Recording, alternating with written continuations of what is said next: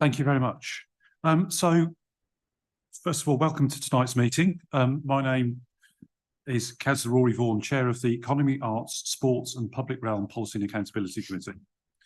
So before we begin, just some housekeeping points. First of all, the meeting is being live streamed on YouTube. So by taking part, you're consenting to be recorded. Secondly, please can officers introduce themselves before speaking for the first time.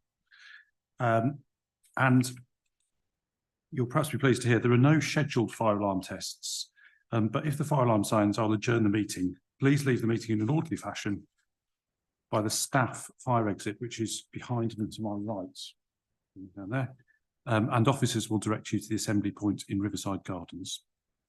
So, without further ado, item number 1 is apologies for absence. We've received apologies for absence from Councillor Andrew Jones, Councillor Sharon Holder, Councillor Liz Collins, and I think for lateness, but possibly absence from Councillor Ashok Patel. Are there any more apologies? No, Chair. Thank you.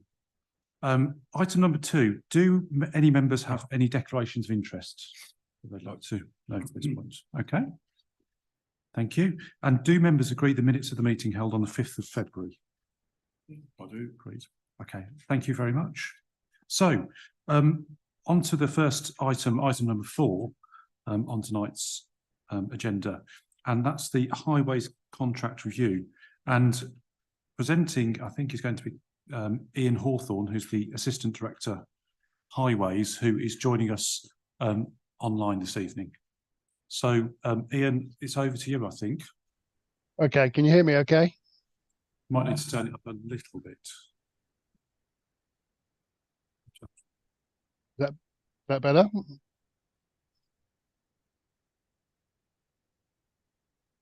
Yes. Yes, I couldn't hear you at all for a second.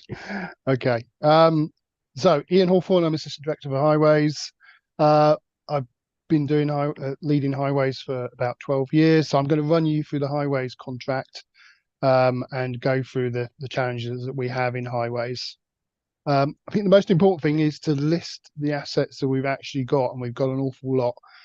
This is a kind of a snapshot of what assets we look after. It doesn't include all street furniture, so not the 800 bollards or the 12,000 illuminated signs and non-illuminated signs. So there's a whole host, and there's also cycle hoops as well and cycle provision. But it gives you a bit of a snapshot of what we look after in Highways. We're quite a small borough, 6 miles long, 2 miles wide, but we do pack in a lot in Hammersmith and Fulham, so there's a lot of assets. Our present contract is an RBKC framework, which we did work together with them in 2017. We started using it in 2018, and it's split up into 8 different contract areas. You'll notice that Conway's won 5 of the 6. So I'm going to be talking a lot about Conway's through this presentation. Pretty straightforward. Paving's footways, asphalt is carriageways, projects is all schemes that we do. Street lighting, obviously lamp columns and some of the EV charging we've done. Structures tends to be more on the inspection and monitoring side, and the drainage is the one that Kappa have got, and that's the gully repairs that we do in our borough, and we've got 10,000 of those you've seen on the list. Just a little indication of the works. If you haven't seen them before, this is what we do. At the top, it's night works in Wandsworth Bridge Road. There's some street lighting works. There's some Telegraph Roads works, resurfacing works, which we only did a couple of weeks ago, and some of the paving that we've done in North End Road. So it's sometimes specialist stuff we do as well. The contract. So the contract, it doesn't guarantee any works. I know that people find that quite amazing, but our contract doesn't say we have to give any minimum work on the RBKC framework. But of course we do have lots of maintenance work, so we do give the works. There's about 12,000 items on the specification, so there's a lot of different items to use. We don't make any payments on planned maintenance or any works we do unless we do a joint inspection. We have to agree what is done and the standard that it is done to. We as the client determine all the materials that are used. Conways and even Kappa are allowed to suggest materials, but actually the ultimate say for the materials we use are officers. All transactions on the contract go through an order, through orders on the asset management system called Confirm. So everything goes through Confirm, whether that's an officer going out, one of my inspectors going to do an inspection, or an officer doing a small bit of minor works to a big planned maintenance works. Everything goes through Confirm, and it's logged to the second. So we have we have an audit trail of exactly what's done, when we've done it, and when it's completed. The contract is an interesting one in highways. We have daily interactions, so it's not unusual. Today, for example, I've been in contact with Conway several times. My officers are exactly the same. We are completely in contact with our contractors nearly all the time. So, there is a joint partnership working about how we deliver the service. And unsurprisingly, because it's in the public realm, we're heavily regulated on safety. So we comply the CDM, which is the construction design and management regulations, and we do the principal design as well. So safety is a fundamental of highways, and also fundamental of the highways contractor. Governance is kind of set by the contract. So we have various layers of governance. As well as the daily contact, there is a strategic board, which I chair. That would be directors and senior managers from FM Conways. We meet quarterly, and it's high level. It will talk about the various programs we've got, any issues we see going forward, any major works that are happening, innovation around climate change. We've discussed certain things like mental health awareness, which is some of the work we focused on. So it covers quite a high level. And then below that is the operational board, which meets each month. That covers all the programs that are happening with their street lighting or their footway or their carriageway. It covers health and safety. So we get a dashboard from Conways that tells us all the incidents that would have happened during that month. Any near misses, any safety issues, that's covered in that dashboard. And we talk about finances, and we talk around performance and what work programs are coming up. And the smaller level is the actual task order groups, and each service area, so each one of those lots that you see, will have its own individual task groups, which is led by service managers. And they're really honed in and focused on that particular area. And there's obviously some specialist ones, like there's Hammersmith bridge stabilisation. There's the CMS intelligent lighting, so that's the intelligent lighting system we've just put in. Electrical vehicle charging we've also just completed, and gullies. So it's a really focused level board that is led by the service manager for the area. In 2017, when we started working on the RBKC framework, social value was not really part of the procurement process, but yet we have actually got a great deal of social value from the framework. In the past, that they funded the civic honours, they've allowed our staff to go and do training free of charge. Some of the mental health first aider course, our HR staff went on that course with Conways, and Conways supported us on that. So that they've done a lot of that type of work. That they've funded some of the street parties that we've done. So they've done quite a bit around social value and apprenticeships, and they actually recruit into one of their driving forces, which is the Highways Academy, and that's been going for nearly 10 years, where they're pushing the idea that they really want young people to go into engineering and into highways. So they've done a lot of work around there. But I thought I'd show you some recent examples. So these are literally in the last few months. So the first one, and I've put it as a case study as well, is we had a request from Children's Services about some properties that they had for young adults, which needed some repair and some upkeep. And so what Conways did, where they went into those 3 properties and they did some landscaping of the gardens to make them more usable, and they delivered those free of charge, redesigned them, as you can see from the photograph, made them more usable. And I know that Children's Services were really appreciative of Conway's actually doing that. And the other bit that Conway's been doing with us as well is around education. So the Hammersmith Bridge Education Programme, it's been going for about 3 years now. This is its 3rd year. And it's bringing engineers, and that's our engineers, that's FM Conway's engineers and some of our consultant engineers, and putting them into schools to talk around STEMs and engineering, and how that fits into how we do our work in highways. It's in 2 parts. We do a workshop where we actually work with the children, and that includes our apprentices as well as the engineers, and they design and then they make a model suspension bridge. And you kind of seen that in the photograph. They are doing that work at the moment. And we've reached out to, we've done about 150 local pupils. It's about 5 schools that we've been in. And the flip side of that, the other part of that is Conway's also host a visit to Hammersmith Bridge, and we talk around the history of the bridge. We talk about engineering, the kind of work we're doing, and how STEMs is very important to that.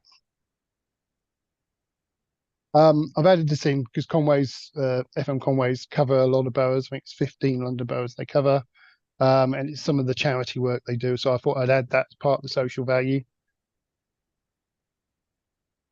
Contract performance. So I've done it in 6 lots, and the contract management moves around a bit, to be honest. So where we are as of when this was done, pavement and footways and carriageway resurfacing was in an extremely good place. So they'd completed their contract, the program, to schedule, on time, and we were getting a lot of compliments from people who liked the work they did because they were on time, they were courteous, and they actually got the program delivered.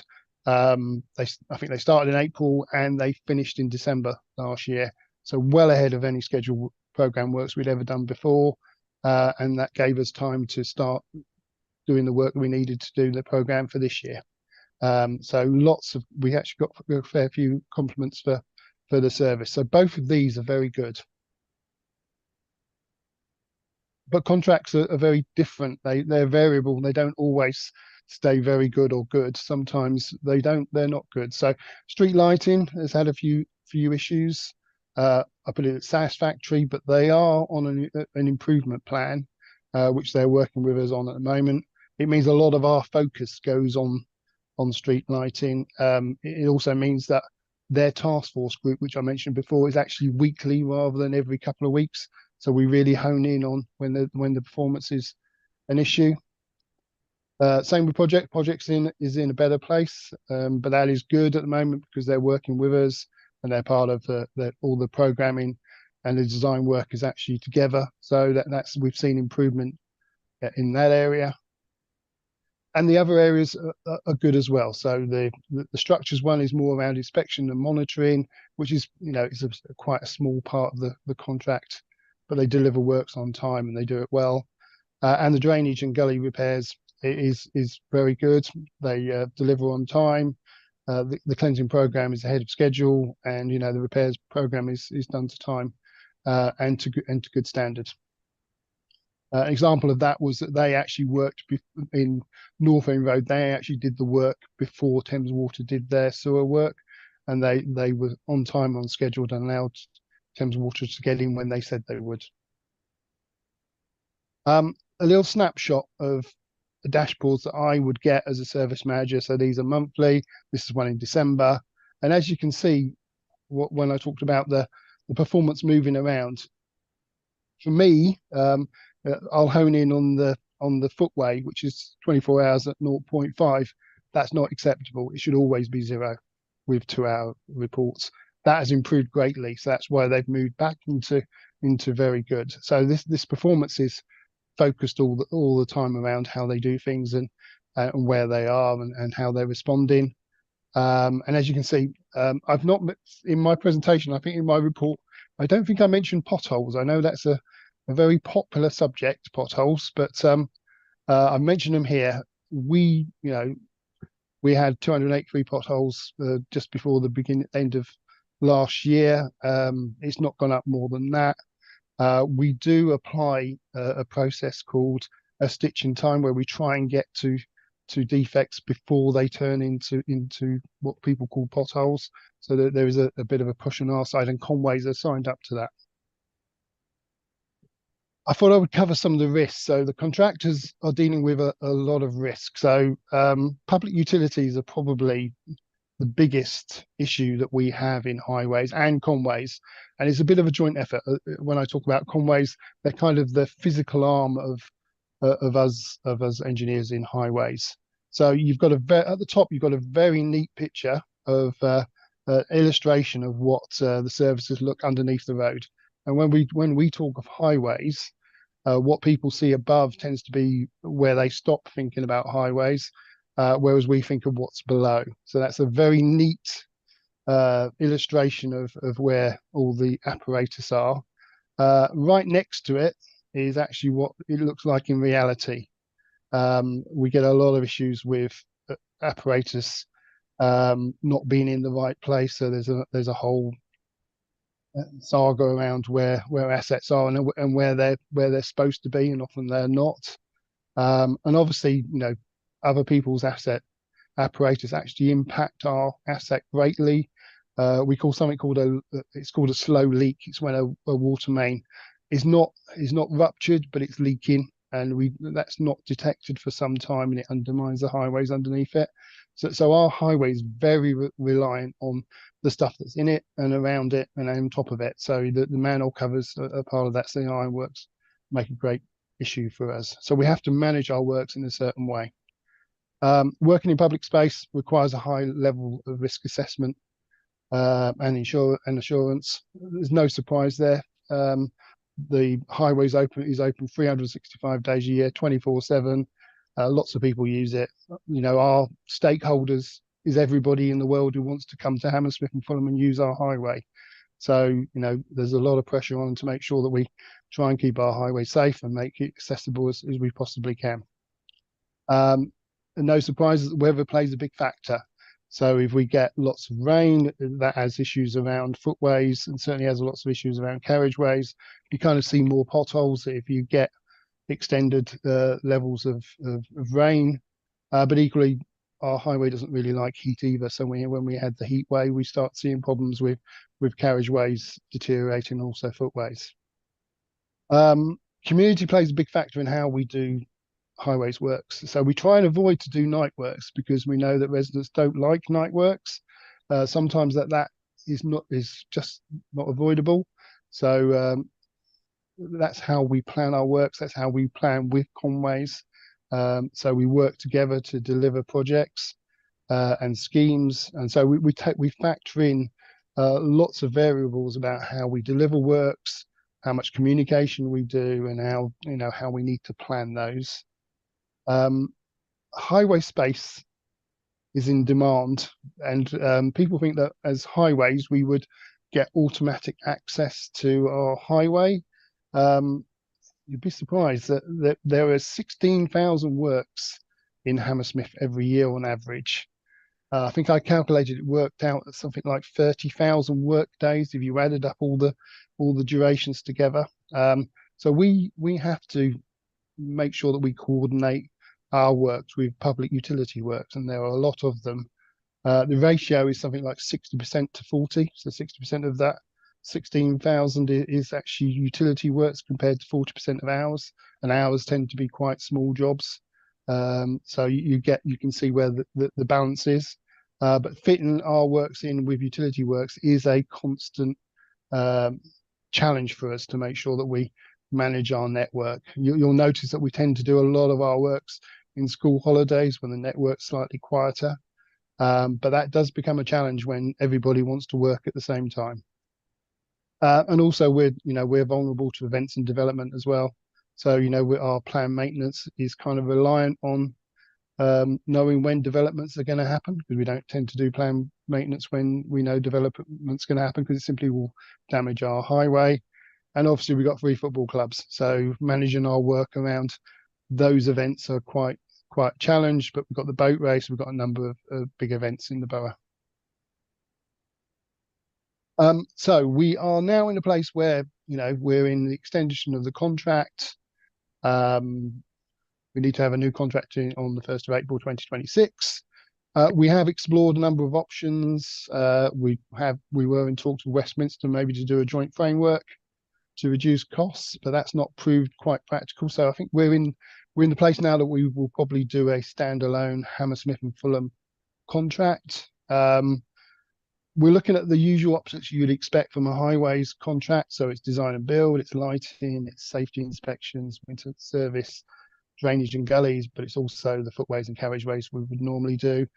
We want to extend that slightly beyond that because we want to look at groundworks, greening the grey, because we do a lot of greening works, the horticultural side of the contract as well. So we want to explore that. And we also want to explore whether we can use a highways contract in housing and parks as well. So it's extended to the whole council and not just to highways. Climate change, sustainability, adaptation will all be key parts of how we design the next contract, because they will be key factors. And how we have a sustainable highways is something that we're all working to in the highways industry. We've had a number of workshops. We've tried to gauge the market. We do talk to other boroughs. We work alongside a number of boroughs to produce reports like State of the City, which gives us an idea of where London is in terms of maintenance. And to finalise that, so some of the findings we've had, when we did the contract in 2017, you would probably see about a dozen contractors bid for any highways contract. If you fast forward that to now, you would probably find 6 at most bid for contracts. So the number of contractors bidding has decreased. But a number of factors, but that's a challenge to us because we've got a smaller bidding process. The costs have risen, so there's no surprise there. It's fuel, materials, labour, all of that has changed since we went out to contract in 2017. But we have noticed contracts have got longer. So we've done a survey of all the boroughs to see where they are with contracts. So when we did the 2017 contract, it was a 5-year and a 3-year. These days, you're looking more like 10 years. So it can be a 7 and a 3, or an 8 and a 2. And we're seeing a lot more of that in London. And when we've talked to our colleagues in Westminster and Southwark, that's exactly the way they're going. So looking at this new contract, I think we were probably looking at a longer term contract, and that work has started now. So that in a nutshell is the highways maintenance contract. Thank you very much. I think the microphones are turned up quite loud, so take that into account. We'll just go to comments and questions from the members. Sorry, unless Mr. Ray, I don't know. Councillor Lang. Thank you very much, Ian. And I read the papers before, and also the extra things you've done there are very good. Just a couple of observations and a few questions. In the contract performance indicators, site health and safety inspection was only satisfactory. And I know not everything can be very good, but in the new contract, I would be hoping that we'd be able to impress upon people that that's the first and foremost thing, isn't it? Site health and safety, if that can be improved. And also respect for the environment was only satisfactory as well. And I know that a lot of work's taken place since, but again, that would be a factor. There's just 2 things there. But on a very positive, I noticed that asphalt resurfacing was very good. Yeah. And having spent part of the Easter holiday driving outside of London in authorities not run by Labour, I came across quite a few potholes. In fact, many more than I expected to. And I noticed in that report that we've got a good record on winter gritting, which I think is crucial. It's not the only thing that creates potholes, but I think congratulations to the teams that have done that. But we shouldn't take our eye off the ball with potholes. But it seems to me that I'm not going to say we're in a good place, but we recognise that's an issue, and we recognise that quick work is appropriate for that. But again, I was absolutely amazed. I hear about it on the radio, but in some parts of the country, I could not believe how dangerous it was driving down some roads. Anyway, for the future, you seem to have ruled out going in with anybody else. Westminster, you've made those judgments. And I noticed that, I think it's point 21 or something, you talk about possibly bringing grounds maintenance and horticultural in as well. And whilst I can say that'd be a positive, just slightly wary that if you make things too big, sometimes you lose some of the dynamics that localism can bring. And I think we've got a good record on that in Hammersmith and Fulham. So just to be aware of that. And then again, you can say the same about a long-term contract. I think if that's the reality of the marketplace, well, perhaps that's the route we have to go down. But we need to be open-eyed about that, the length of contracts. And just one question I'd asked about that is to ask whoever we're going to go into contract with about their staffing. Because the employment rates are quite critical, aren't they, in all industries at the moment, in London and elsewhere.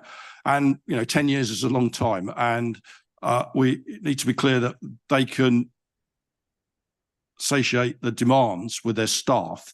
I asked this question when I went to Veolia the other month, deliberately to see if they could recruit in this market. And they said they could. And they showed me evidence that they were doing so. So I think that's just a few observations, really. But thank you very much for the report. I don't know whether you want to comment on any of those points that I've raised. Thank you. So I'll start back at the beginning with the performance. What we're seeing is some of the smaller sites. So the minor works is where we see the issues. The planned works, where there are scheme works, they tend to be excellent. And you're right, we do come down hard on Conways when they're doing the smaller sites. So that's already in process, and we'd expect that from any contractor to look after their sites. Every site's important, doesn't matter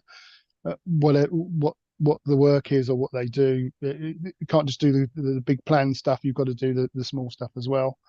In terms of taking it around the other way, in terms of recruitment in the industry, it's something I'm quite passionate about. So I applauded Conways 10 years ago when they opened the Highways Academy. I wanted young people, especially girls and young women, to come into our industry because it's a great industry to work with. So it was Conways who opened the first Highways Academy, and they do recruit from this borough and they do attend our job fairs. It's pretty crucial that we get out and talk to people around STEMs and engineering. That's our future. That's the future people who are going to be working in highways. I know we've done a lot of work with Conways, but we've done a lot of work with other contractors as well and consultants to try and get that to where we need to be. In terms of potholes, I didn't put it in the report, but we are second in London with the fewest number of potholes. We do drive quite hard to try and pick up defects before they turn into potholes. And you're right, conditions, the weather plays a huge part in seeing those potholes. So you may have noticed in the news, we had a really wet July last year, and it meant that we saw potholes, what we call pothole season, which tends to be December and January, pardon the industry term. We were seeing that much more before winter. And so, the boroughs were struggling with dealing with potholes because the water exacerbates, it gets into whatever failures there are, and it exaggerates that. So we're always on the lookout in terms of high levels of rain and frost and winter. So winter maintenance is really a challenge for us. We run winter maintenance. My officers do a 24/7 service. So from the 1st of October to it used to be the 31st of March. Now it's the end of April. We do a 24/7 service. So officers like me, we're monitoring the weather, sending our gritters out when the temperature goes below freezing, and so we're pretty proactive on that front. So we do a lot of work to make sure that we're getting our gritters out there as soon as we can. But yeah, those are all impacts on the actual highway. In terms of long-term contracts, yeah, I can appreciate that. The market seems to be going that way, and we did a survey of all London boroughs, and I've had conversations with Surrey and Essex and some of the counties as well. That does seem to be the way we're going. You can see some of the reasons why inner London really suffers in terms of trying to find depots for contractors, and we're really short of space in inner London. So we're probably not as we don't have as a really good offer in terms of depots in inner London compared to, say, the outer London boroughs who have more space. So that tends to shape the contract as well. So lots of those factors are all in there.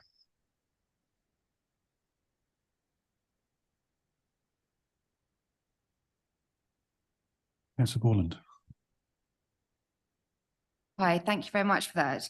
I've just got a couple of questions. I wanted to understand better and more about why it's been ruled out to partner up with a borough, another borough, especially if saying that costs have risen and there's maybe opportunities to decrease costs by partnering up. So I just want to understand why that decision was made.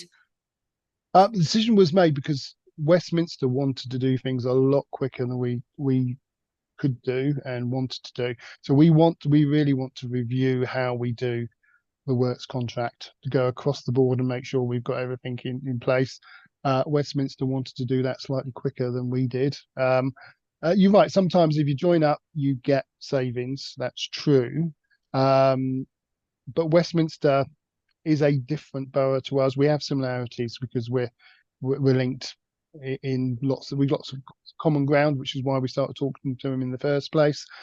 In terms of joining up with boroughs, it tends to be where you are in the cycle, because lots of boroughs are already gone. So there's just a handful of boroughs where you get a chance to join a framework. Not completely ruled it out, because there'll be some boroughs out there that might decide they want to do a framework and we might join.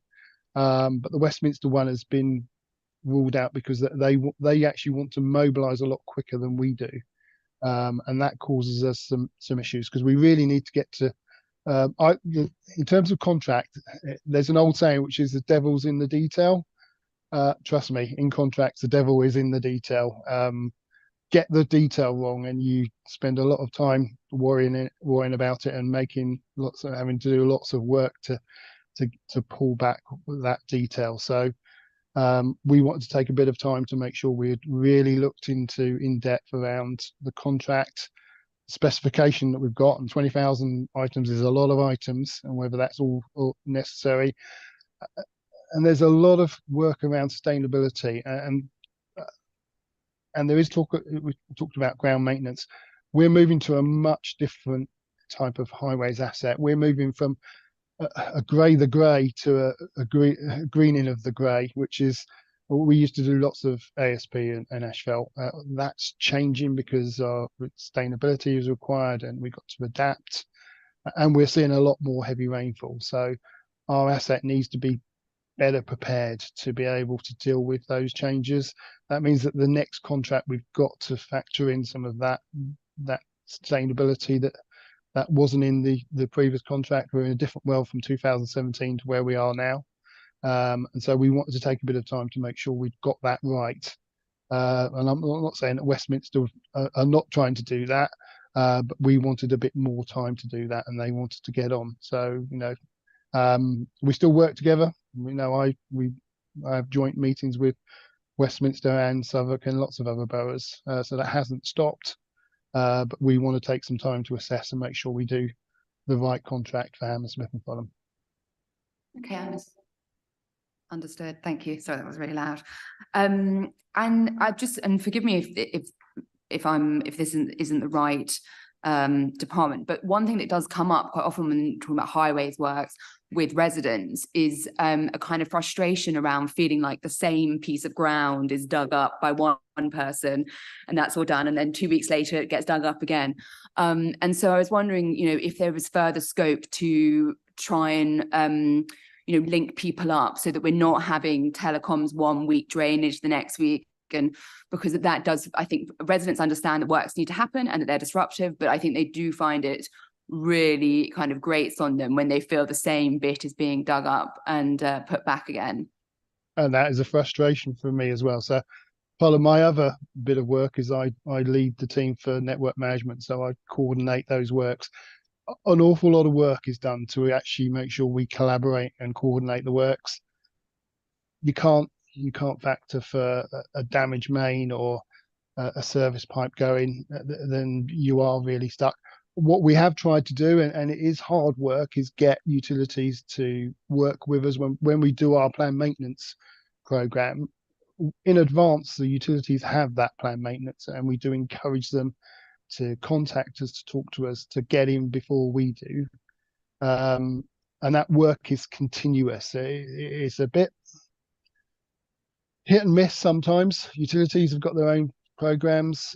We do share. There are monthly meetings, and there's a lot of information shared, and a lot of work goes on in coordination. But I appreciate people's frustration.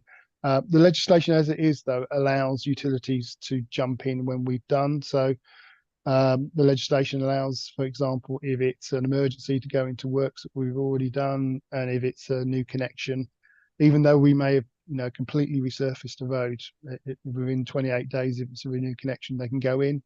That's frustrating for us because we want to work together.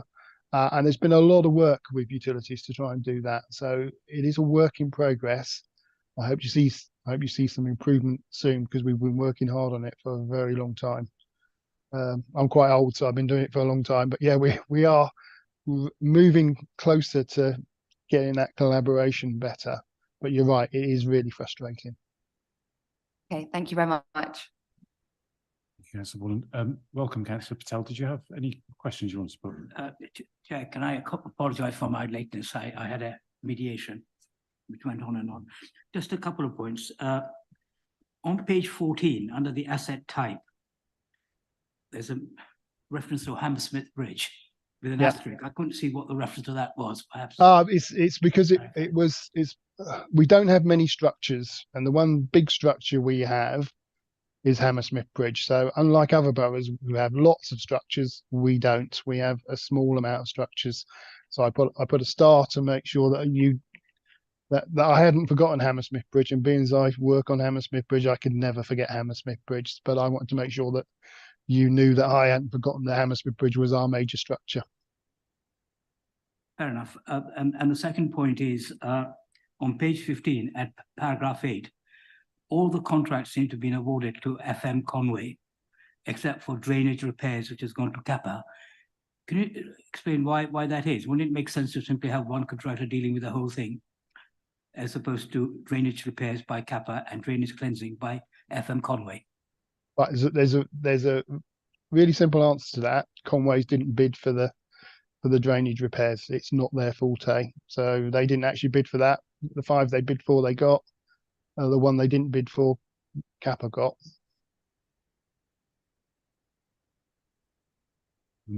Thank you very much, Councillor Patel. So just, Mr. Hawthorne, thank you very much for what was a very very informative report and a good presentation. Right, I've got a few questions following on from that, but there we go. So I think 2 of them are possibly looking to, so I may dot around a bit, so apologies if that's the case. But in terms of sort of looking forward, I wonder if you could tell us, I think we've touched on some of this already, in terms of the new contract that's going to be put in place in the near, presumably thinking about it in the next year or so, if it's going to go in place from 2026, so what are the next steps and timings there, including what sort of consultation will you be doing more broadly? And what's the sort of timing, next steps, what consultation, what's the likely budget impact of that? I noticed that, so as you mentioned, there are fewer contractors in the market, but currently we're paying as we go to a certain extent.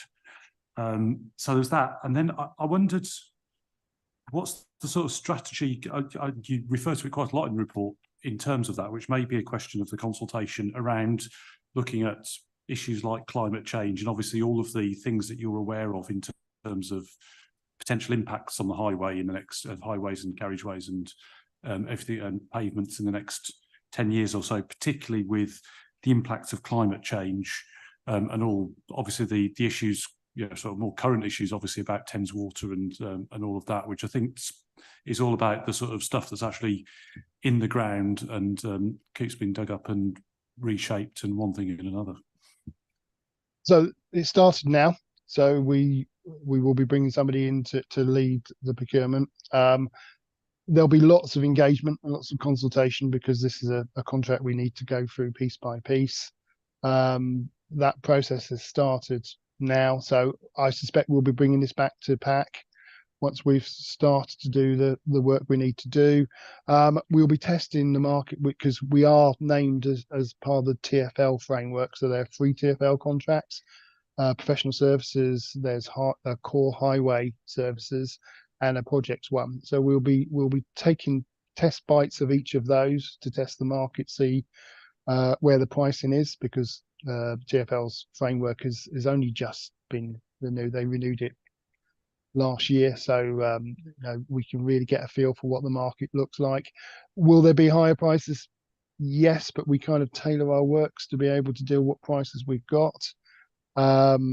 We will look at new materials, and that's the challenge there, and about how we do things as well. So whole life costings is some of the work we're doing. We've just done a complete survey of the borough to check every inch of it, and that includes accessibility, which is a real challenge because we have a you know, our asset in London is quite a mixture. It's historical. It's an imperfect asset. It's you don't get straight roads. There's Victorian bits. There's bits that you can't really fathom out why you did that. But I'm sure if somebody had a good reason for doing that, we put trees into footways that are plain trees that get large and therefore reduce the width of the footway. And if we'd thought about it, I suspect we probably wouldn't have done that. We certainly don't do that now. So we've got all of that work to be done. So in the next few months, we will be pulling it all together. The idea is to consult as we go. So we're talking to other boroughs to see what they're doing. So part of this initial response is that I've talked to other boroughs. I'm actually chair of the London Technical Advisory Group, so I represent all the other highway officers in London and co-chair with TfL. So you know, we're talking to other boroughs about where they are with their contracts, and we know roughly where they are. Some have just started, some are in the middle. There's a few that will probably be in the same place as we are in a few years' time, but we really need to start. So we've started that process now. And we will have once we've done some of that work, we'll have a timescale of where we really want to be in terms of the procurement. But yes, now is time to start, and that's the work we're doing at the moment. We're doing the prep work at the moment, ready to get the procurement started. And so it is. You're right. It's crucial that we need to adapt our highway to be able to deal with a different climate than we're used to. Because we've been some of the highways techniques we've been using for a long time. They're hundreds of years old. They're kind of stayed, and they're what we've done for a long time. And there's a challenge to that, just like there's a challenge to whereas before we would be putting asphalt and ASP down, so paving slabs. We're looking at doing that slightly differently, maybe putting less of that down and maybe greening and maybe softer materials. We're going to be trialing asphalt materials that are porous, which is a very different feel to what we've done to help in terms of flood mitigation. So all of that's got to be factored in. So I will come back to this committee and give you the schedule for doing that, because we're not far away from being able to do that, but that will be another one of these committees. Thank you. Yeah, I think we'll want to hear more about the plans as they develop. I mean, I think actually what it brings to mind is actually there are lots of strategies elsewhere within the council. I mean, we talked about the tree strategy at a recent meeting, for example, which has the impact, so, something that clearly has an impact on highways, and the right sorts of trees in the right area is one of the things that we were talking about, but obviously it has then impact on all of the carriageway that you mentioned below it. Yes. Similarly, there are stuff like these SUD schemes that are put in place in various areas, which I'm assuming will potentially have more of. But I guess that also speaks to more permeable surfaces that we might want to see around the place to sort of reduce the amount of contracts and concrete that we've got rather around the place. So just onto another sort of slight different set of questions. I wonder if you could tell us a bit more, sort of particularly as local councillors, about how streets are, highways in streets are prioritised for maintenance. I mean, obviously some of them you see are in what looks like a rugged condition, whereas others are, I should say that Glenthorne Road is looking in a good condition now. It's been resurfaced. It looks like a Yes. bowling green compared to the state it was in just a few months ago. But I wonder if you could tell us more about how things are prioritised and what reviews have done. I mean, obviously on sort of high carriageways themselves and things like gullies, for example, and how you sort of put those plans together. Okay, so we go throughout the year. So the reason why it's really fantastic that we finished all our planned maintenance in December was that gives us January, February and March to start looking at the new programme for the new year. We do a condition survey of every road. We've done one of those. We send our engineers out to go and inspect those roads again. We actually use comments that come in from the public and from councillors. So that's part of the factor that we would look into. We do stitch in time. So, it could, a road could look like it needs a bit more TLC, but actually it's fit for purpose and it's not ready to be done. It's finding that sweet spot where we actually do the maintenance when it needs to be done to stop it going over the edge, because if you don't do the repair soon enough, that's when the cost goes up. So trying to find that place where you're doing the maintenance just in time, you're just stopping it deteriorating so badly that it becomes really a costly exercise. So we've got a whole factors chart, which if you want to, a confession here, when I did my report, it was 37 pages long. So I've whittled it down to a more readable document. I'm happy to come back and go through the process. We all our planned maintenance is done on a risk-based approach. So we're looking at risk, we're looking at who uses it, we're looking at if there's vulnerable users, we're looking at whether we've got certain groups of people that would use that highway. We're using, feedback from residents. So if people are complaining, we would use and saying that there's a real issue with the footway, we definitely look at those. We do go back and look if we've made an assessment and somebody says, well, actually this is not good. Then we'll go and assess that. Part of the problem we have though is as I said, what's underneath it. Lots of people see the highway as what they can see. A lot of our deterioration comes from underneath. So we get roughly about 19 what we call is slow leaks. So roughly 19 pipes leak. They don't get detected quickly, and they undermine the carriageway. And things happen on the highway. Our highway is open 24/7, 365 days a year. It's I've got 3 inspectors who do highways. I've got 3 inspectors who do street works. Managing that open asset that everybody has got access to, and has a stakeholder that is huge, and everybody uses it, which is rightly so. It is a time-consuming effort. So we pull all that together in terms of how we grade things to get them onto the planned maintenance, and we do have a reserve list.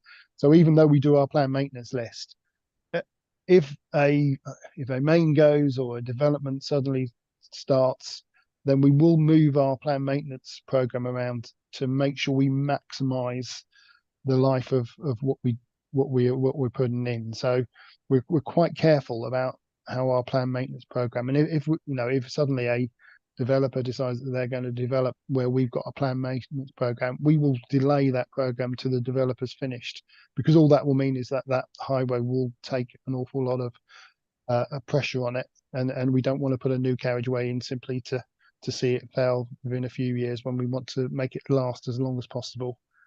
So we factor that in. So there's an awful lot of assessment, reassessment. We use our own inspection, so we inspect every road. So every road in the borough is inspected at least twice a year. Some roads, which are much more major roads, will be inspected 12 times a year. So it depends what category they're in and how we've assessed that. But we are assessing and reassessing. But the highway it's a dynamic asset because it's changing all the time.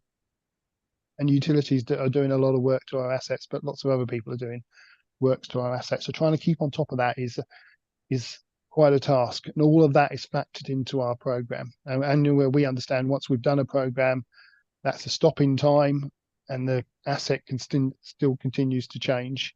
It's a bit like in July, where lots of boroughs had their programs completely moved around because suddenly we had this long spell of really heavy rain, and suddenly carriageways that weren't expected to be planned maintenance suddenly went back on the list, so they were pulled further up the list.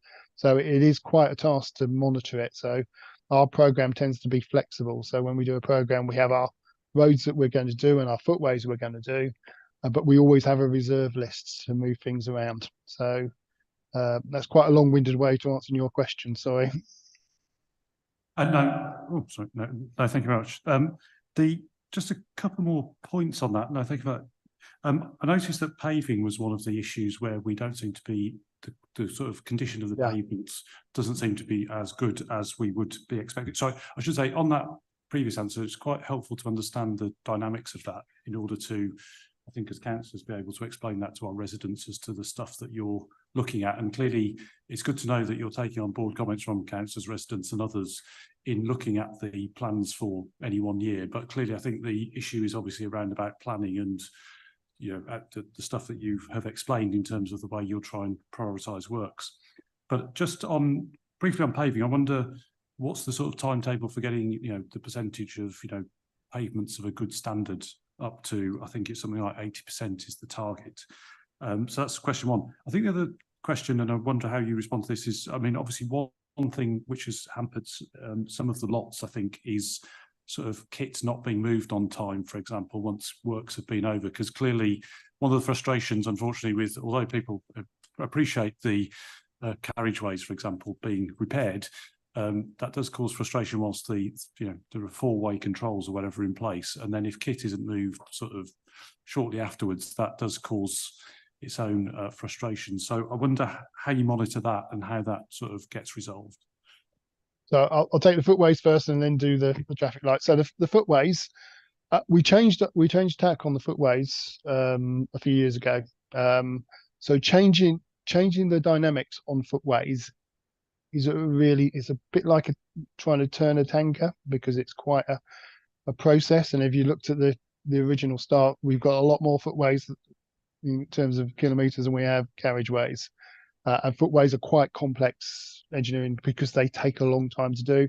Your average footway is going to take you 4 weeks. Your average carriageway is going to take you 2 days because it's asphalt compared to ASP. ASP costs money, so changing that dynamics is really difficult. But we're actually on it. So when I first started on the 6th of Feb 2012, obviously stuck in my head, we were doing 80% less footways than we were carriageways. Fast forward today, the spend on both footways and carriageways, we actually do more footways than we do carriageways. But it is a slow process. Footways take a long time to do. There's a fair bit of work because we've got a lot of paving in terms of footways.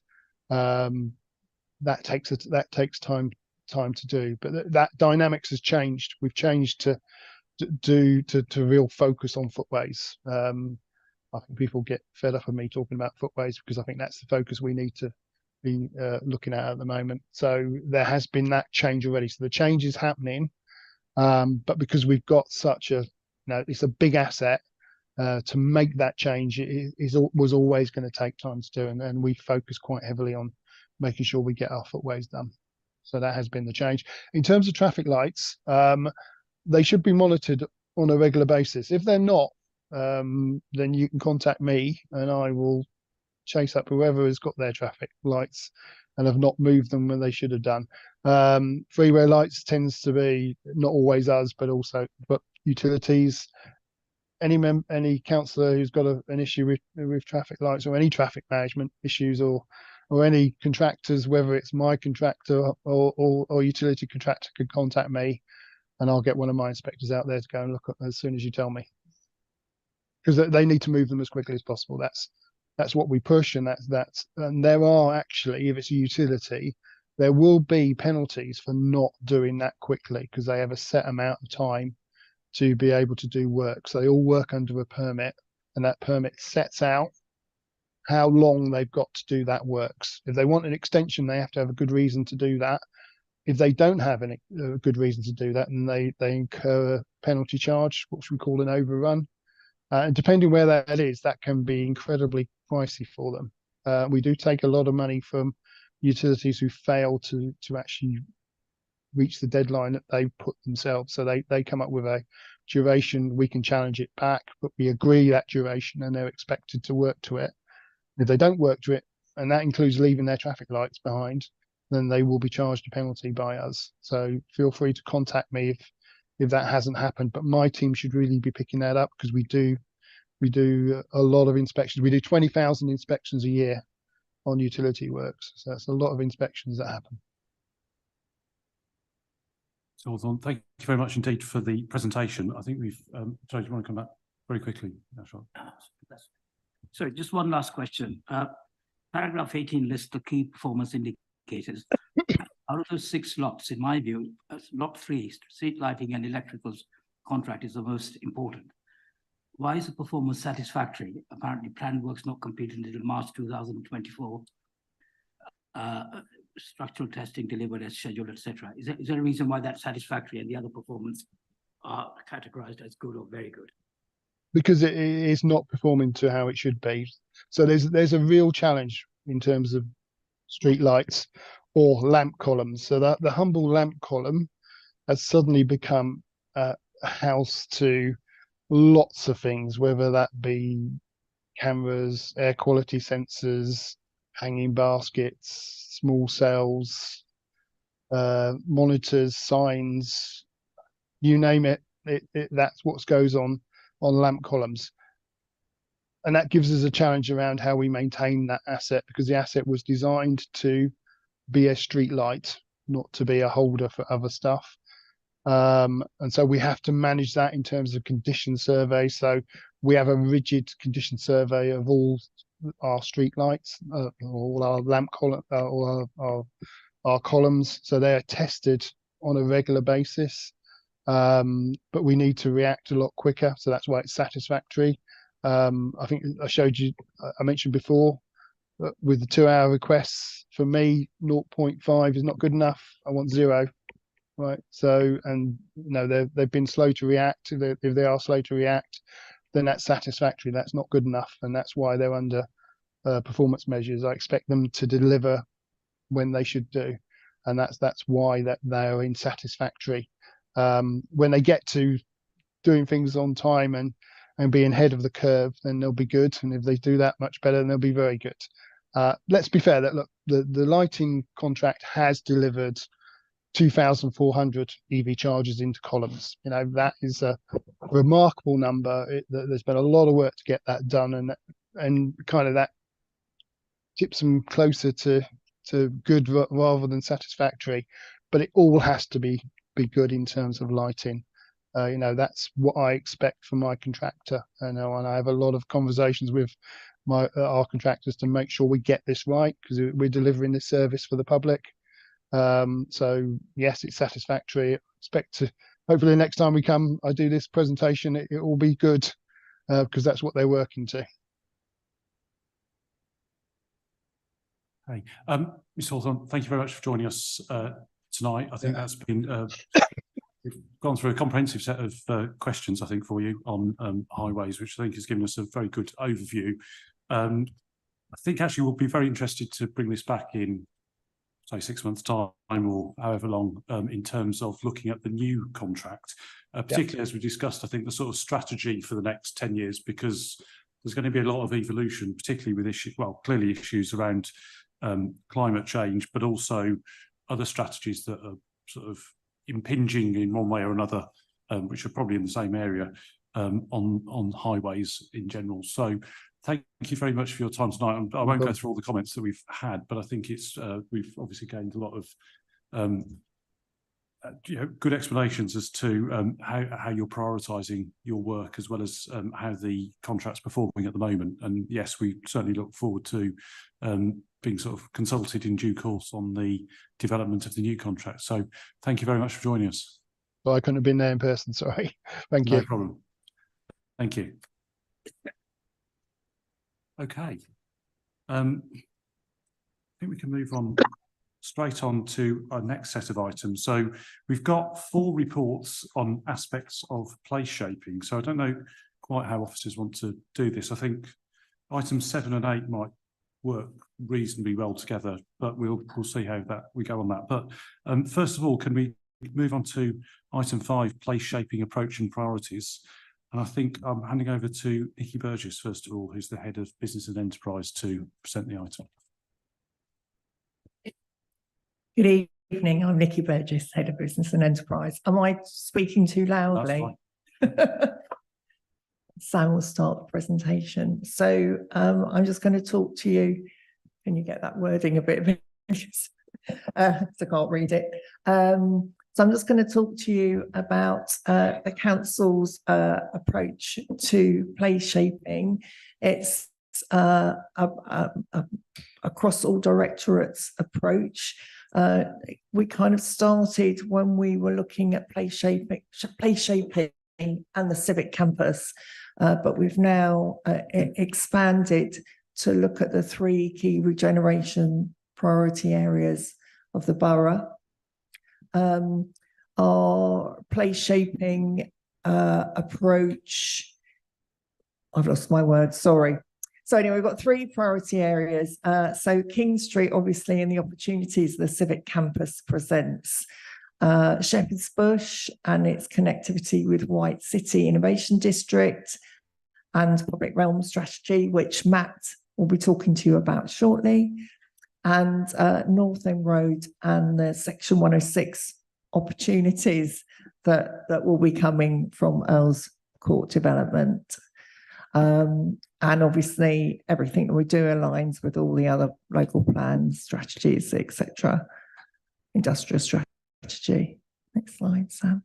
So this is the governance structure that we've now adopted. As I say, it started really with the civic campus in King Street, so we're a little bit further forward there. And so we have project teams now, and that is across directorates, no silo working, SharePoint, folders, meeting regularly. And so we have project teams, project team for North End Road, a project team for this King Street Civic Campus, and a project team for Shepherd's Bush White City. And at the top of the tree for each of those is a sponsor, so an AD or director is the sponsor. Those project team meetings, for example, the Civic Campus in King Street, when we move on to the next slide, I'll say a bit more. We had a big workshop last summer, working again, with lots of officers from different directorates talking about the priorities for King Street Civic Campus activation. And so within each of those project teams, there are individual work streams. So for King Street, there is a work stream with a priority on community safety, one on economic activation, one on cultural programming, and one on public realm. And I haven't said them in any specific order of importance. Sorry. And then above the project teams, we have a place shaping board now that meets monthly, and that is AD. So Mark here is on the board. Andrew Monk, who is the AD for economy. What's his name? Matt Hooper for community safety, and a Mark again for civic campus and cultural activation. And the different project teams feed programs or priorities of work to the project, the place shaping board, who agree or approve. That then goes up again to the strategic board, which is currently made up of Bram, who's here. It was John Pixton, but it's Bram who is there, but we'll meet with Andrew Monk, Mark Raceback. And then they are having regular joint meetings now with Councillor Jones and Councillor Holder. So they're aware of what's coming. So next slide, please. I'm just going to say one more thing, actually. I don't want you to think there's millions and millions of meetings with loads of officers not doing anything. They are agile meetings. We invite the officers that are relevant to the agenda to those meetings. We are not having loads and loads of meetings where people are sitting doing work on their laptops normally. So as I said, these are the 4 activation work streams for King Street and Civic Campus. Next slide, Sam. But also, as part of this work we've been doing, we've recognised there's kind of a lot, we need to have a more ambitious plan for Hammersmith.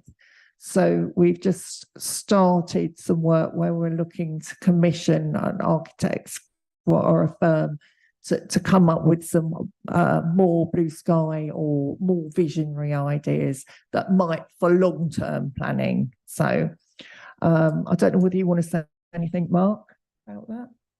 No? Do you want to say anything about it? Sorry. I'm quite happy to say something. I wasn't expecting to. Sorry, I just Mark's leading on this piece of work. I'm Mark Raceback, Director of Public Realm, and yes, as part of the Civic Campus King Street, we're very much looking at how do we work towards regenerating the King Street Civic Campus area, bearing in mind the SPD, which was under consideration, which is on the agenda as well, but also the fact that there is obviously a great deal of work going into creating a very exciting new civic campus, and it's important that that is got its sits well within the rest of the public realm, and so we're about to commission some consultants to begin some work which will look at the design vision for what we would look to achieve over a period of time that would sit and take respect of the SPD document itself, as well as other contextual aspects of the town centre, such as the cultural aspects as well. And so we would expect that to come to fruition later on this year, where hopefully we could then agree a design vision, which would then give a focus for bidding for work from developers, etc., that would enable us to then realise that vision over a period of time, and that's to be determined depending on what actually comes through this process. Okay, but that's an example of that work, and I know that on the agenda there's similar design visionary work taking place in White City, for example, which Matt and others will talk about. But that helps. Yes, thank you. So as well as sort of long-term vision, we've also, the Civic Campus will hopefully be opening in very soon or in the next couple of years. We're very aware that we need to do some short-term interventions as well. So these are some of the emerging short-term interventions.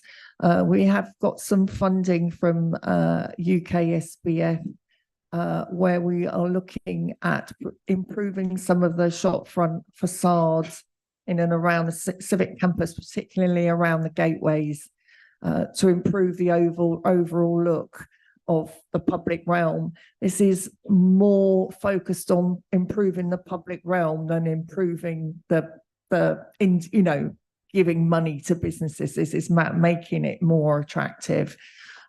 We are looking at wayfinding. I think we want to do something more visionary, but in the short term, they're the plinths, the TfL plinths that we may look to update. If I'm constantly going on about it, if you go across to the other side of the river and wanted to find your way back to Hammersmith, you would never find your way following the signage. And obviously, Ravenscourt Park's going to become, we're going to have more people coming into Ravenscourt Park. We've got to have a clear gateway for people to get to the civic campus.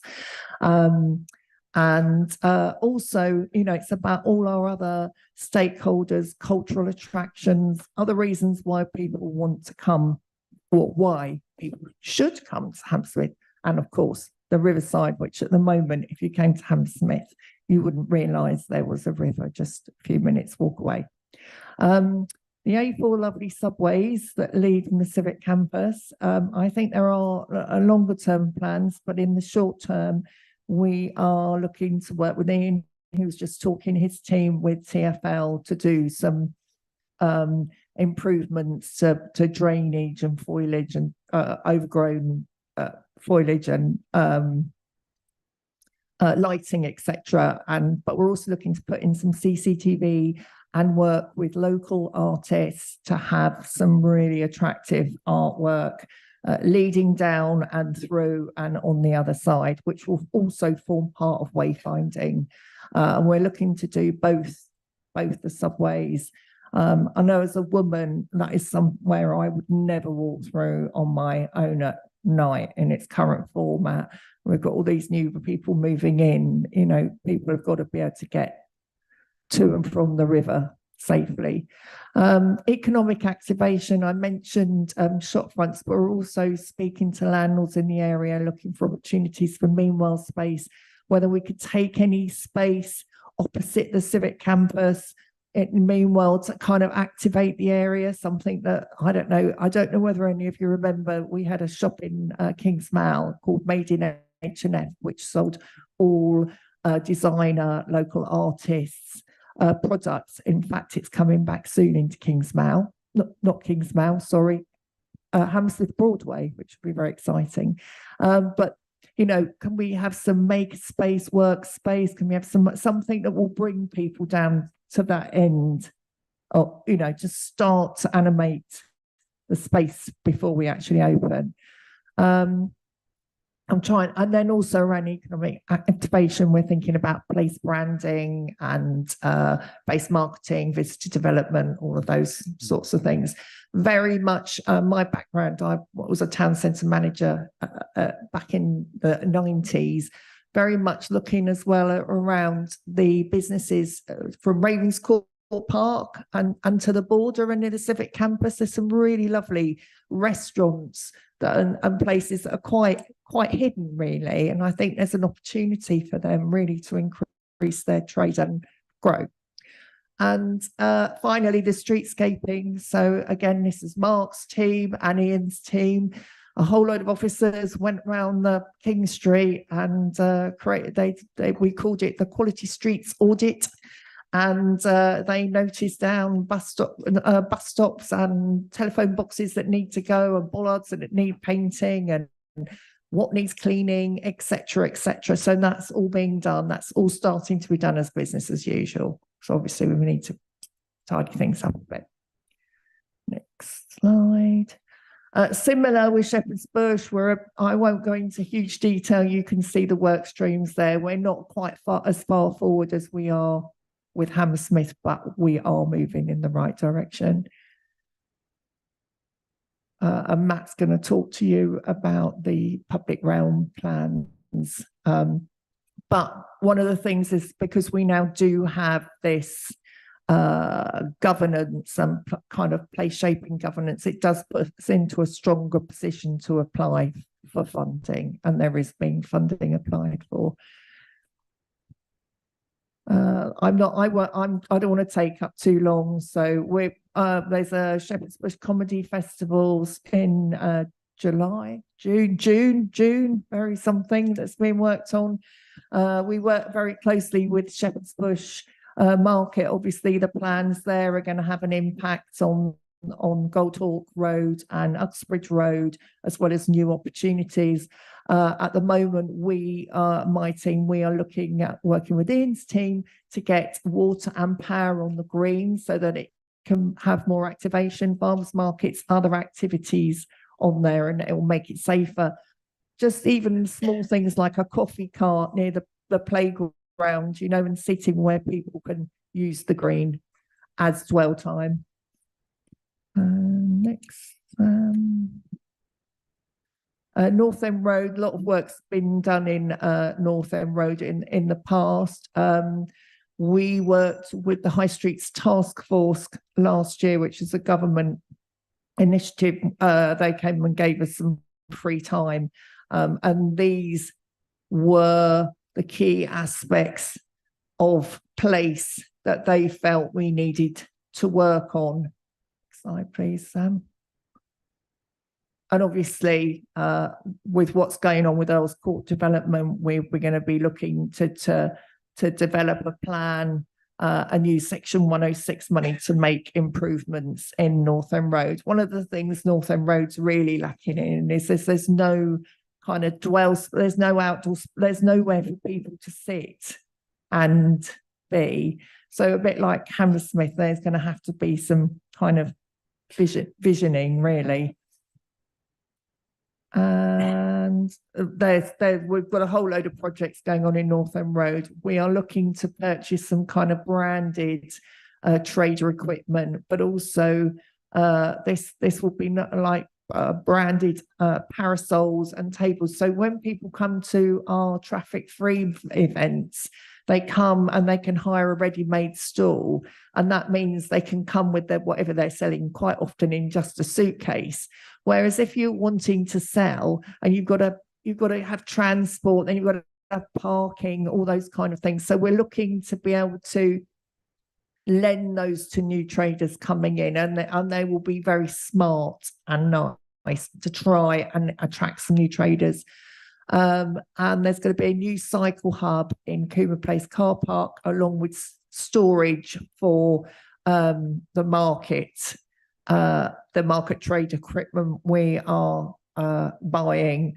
We've got North End Road Summer Festival in June, which falls on Windrush Day, as well as being part of Pride Month. So there's going to be a good day out if you're looking for something to do. And is that me done? Just wanted to say, I don't know whether you're aware, but there's Hammersmith Bid, which is a business improvement district, and there is Fulham Bid, which is a business improvement district. But we got some money when we came out of the pandemic, and we worked with local high streets to form new sort of high street business associations, which are fully constituted with their own bank account. And we gave them, they could apply for some money from us, and we gave them some funding. So those are all of the different secondary high street associations. Shepherd's Bush Business Forum is obviously not a secondary high street. But they're all doing some really, really good things. They're really, Lily Rhodes created some new branding. Parsons Green's about to launch a website.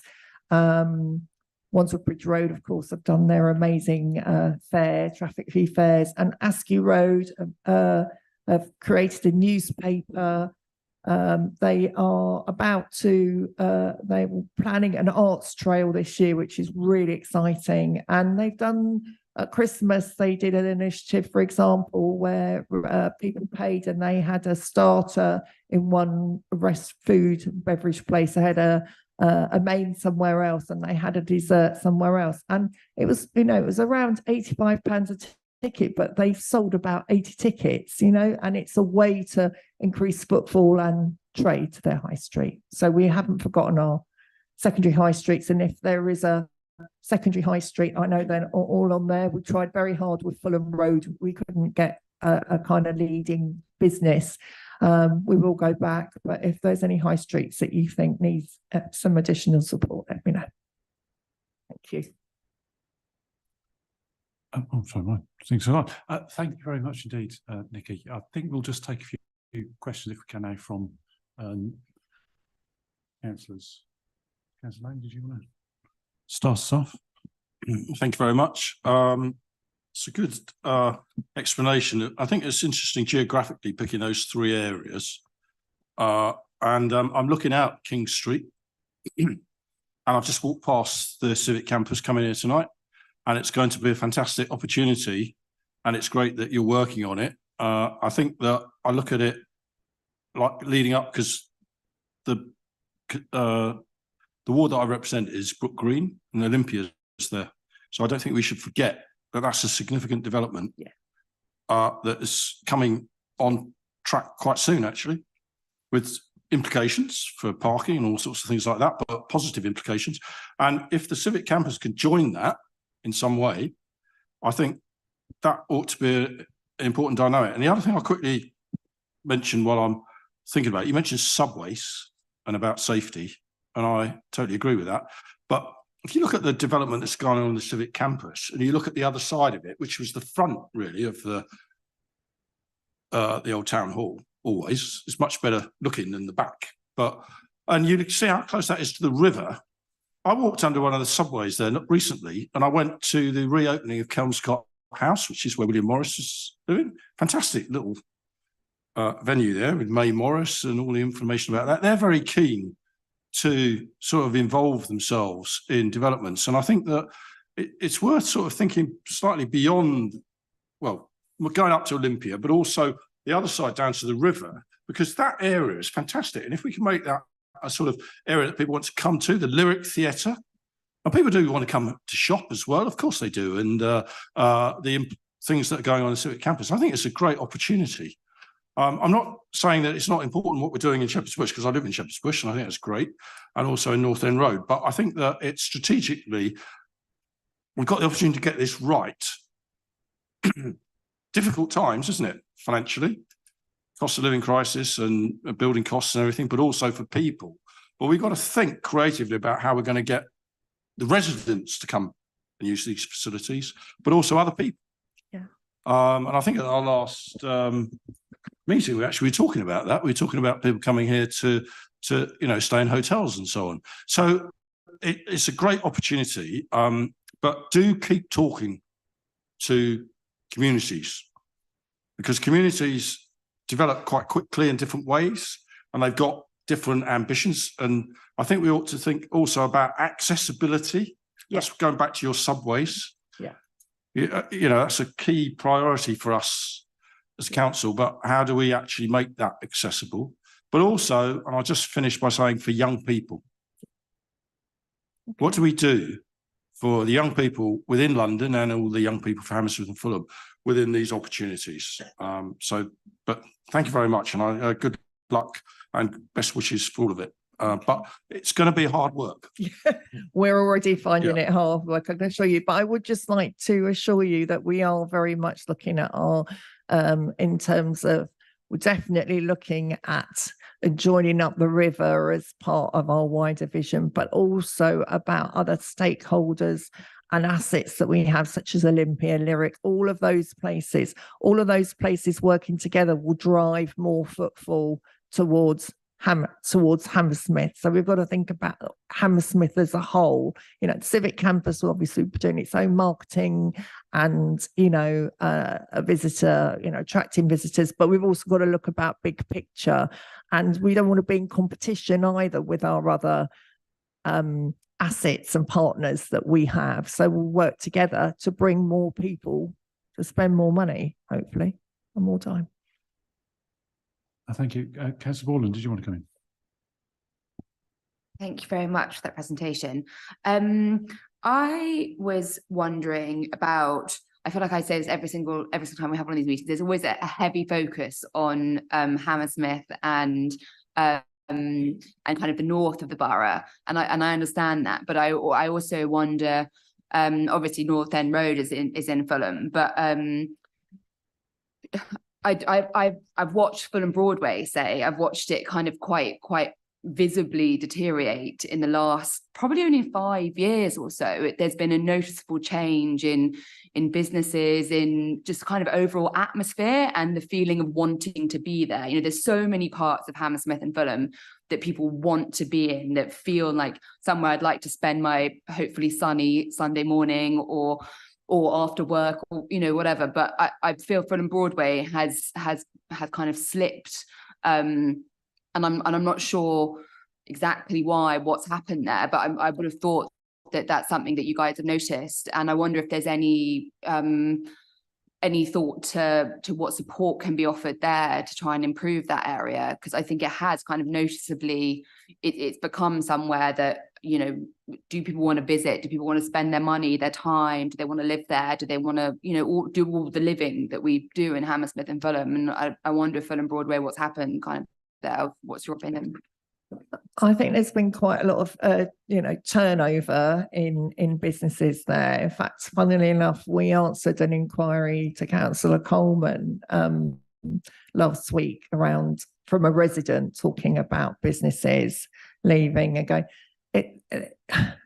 There are new businesses coming in. I think it's really sad we're going to lose Whole Foods, but Whole Foods are also leaving Richmond as well. So it's not, you know, it's not just in Fulham. In terms of, yes, North End Road is a focus, but Fulham Broadway will always be included in Fulham Broadway, and North End Road to Lily Road are the key town centre. So we will, of course, be looking at there. And we're also working very closely with Fulham BID, Business Improvement District. And if you don't know them and would like to be introduced to them, they are delivering some initiatives to try and bring investment. Certainly, they're talking to all of the commercial agents and trying to, you know, encourage them to, because there's quite a lot. It's not that many empty properties, but there are some that have been empty for some time. But to me, I just can't get over how long some of these properties get left, because they can't come to some kind of agreement on the lease and things like the old tube station entrance has just been empty. Yeah, is that going to be Wetherspoons? Well, it's going to be Wetherspoons, and you know, it's a Wetherspoons, but it will be a very nice. Yeah, you know, Wetherspoons, there's a place for Wetherspoons, you know.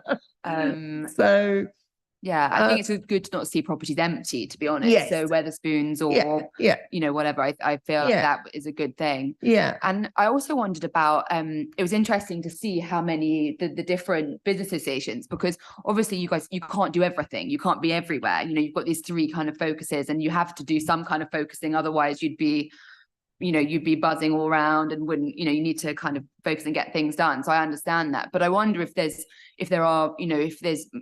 more of a push to get, you know, because if we can get the different high streets, different areas working independently, but also together, that kind of is doing a job for you guys. And they want to improve the place in the public realm. They want more people in the area.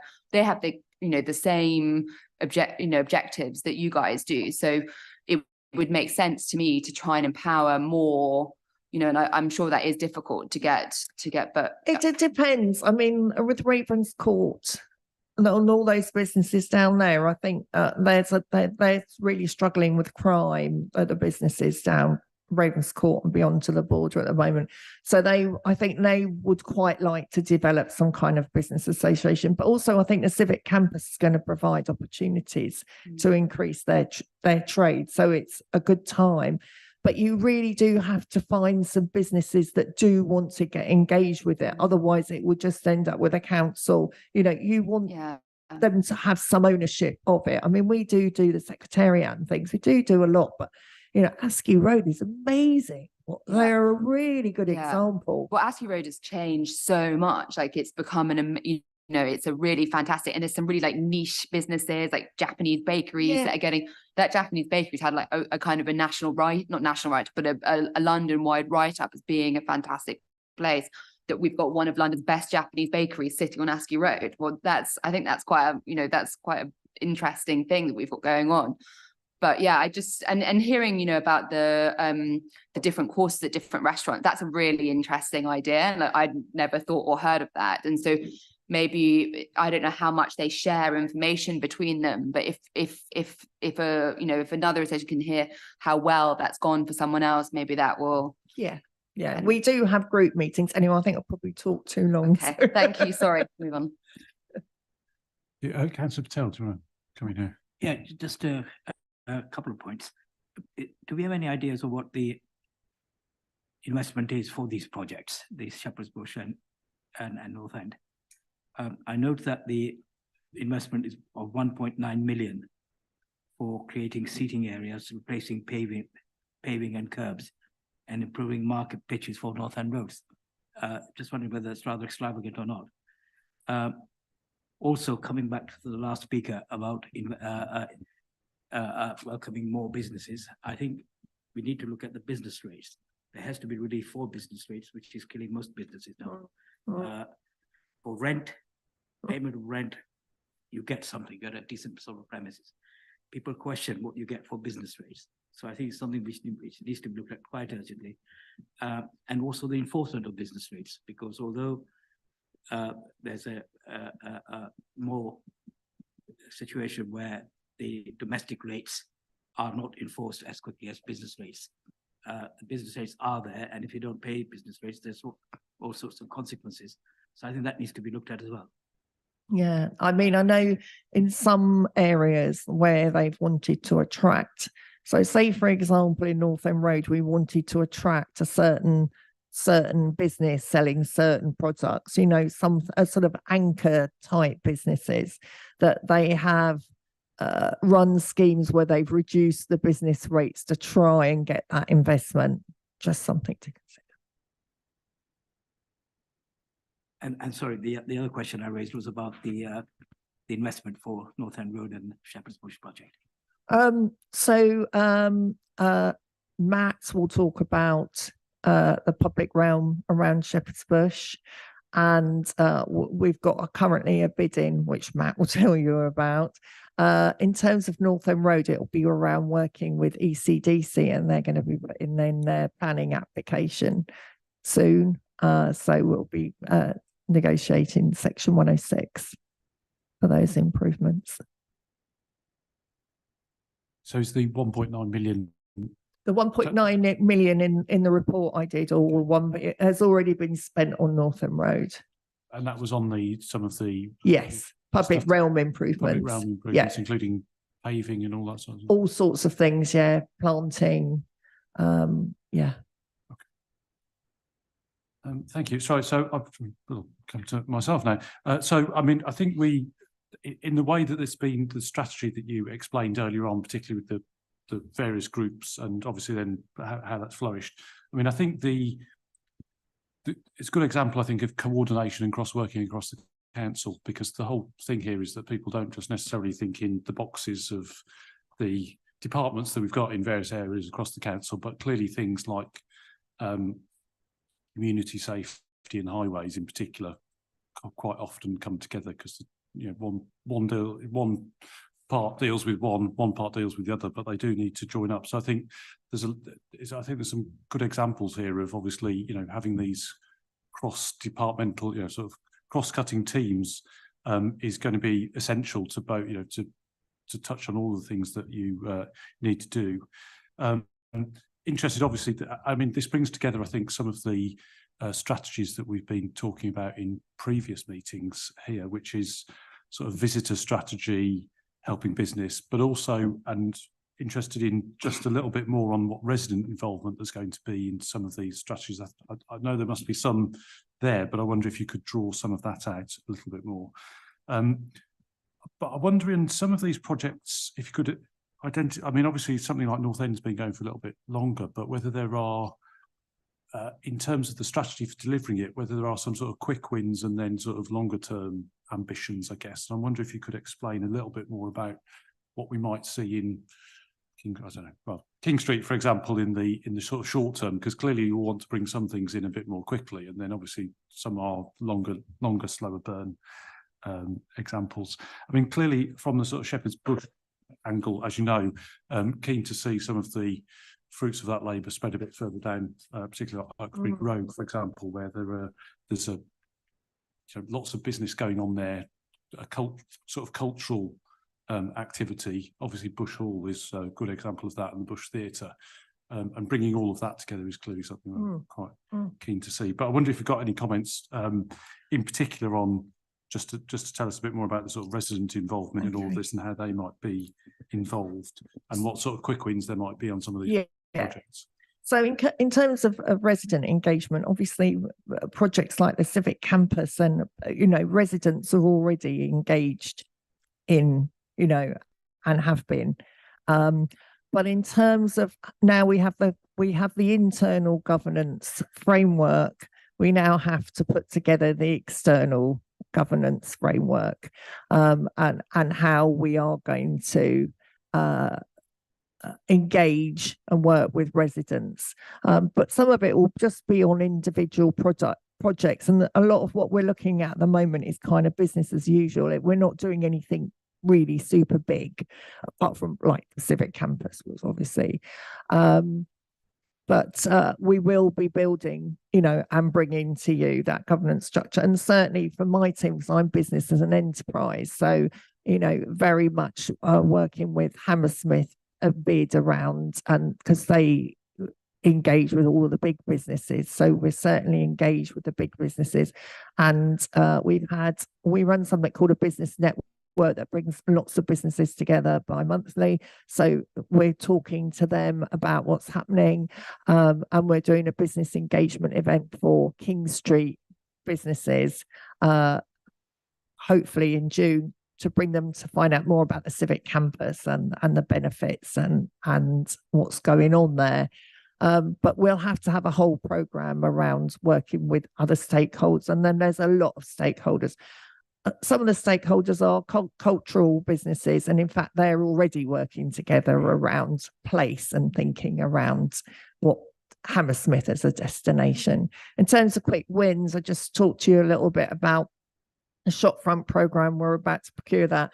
We're looking at doing the subway, the quality, the streets, improving, making it cleaner and nicer to be in Hammersmith. So those are things that we're working on right now. We're also looking at meanwhile space. In North End Road, we're doing the branding of the stalls. So, and in Shepherd's Bush, we've got the comedy festival coming, but also Shepherd's Bush Business Forum are very much working to join up the attractions there and create like a visitor map to boost to attract new visitors, and also especially thinking about the evening economy. So there are things. So thank you very much. That sounds like a long list of stuff that's going on at the moment. So that's great. So no, I think I think you've heard so we'll move quickly on to the next item, but I think you've heard all the comments on that. Thank you very much for the presentation. I think we've got a good sense of what's going on. I think there's obviously good cross-working across the council, and we, there's some interesting initiatives, in particular many of them, but bringing, setting up these business associations or supporting them has obviously sort of catapulted some places forward in some cases. So hopefully that will sort of be sustained, I guess. But let's move on to the next item, which is item 6, which is place shaping through affordable housing development and community infrastructure.